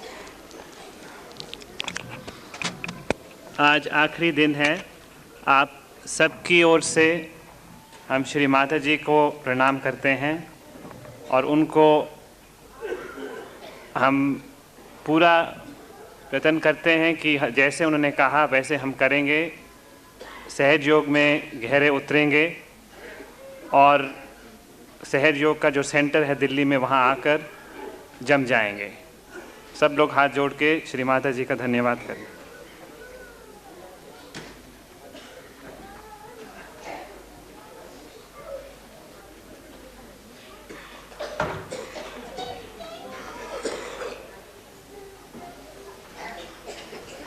आप लोग अपने एड्रेसेस छोड़ जाइएगा ताकि जब भी कोई प्रोग्राम हो तो आपको हम इन्फॉर्मेशन दे दिया करेंगे। जो पुस्तकें हैं वो इधर मिल रही हैं सहज योग के बारे में, और जो भी आपको कुछ चाहिए हो, हर संडे को सेंटर है 78 कृष्णा नगर, सफदरजंग एनक्लेव, 10 बजे वहाँ मीटिंग होती है। आप लोग आइएगा।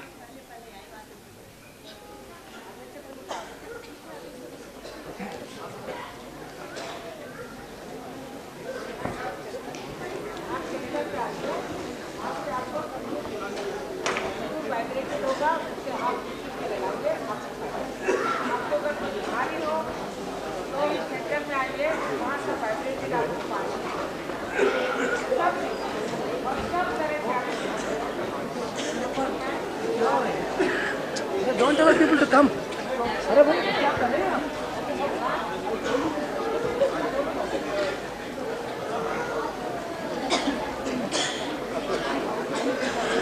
मैं वापस आने वाली हूँ।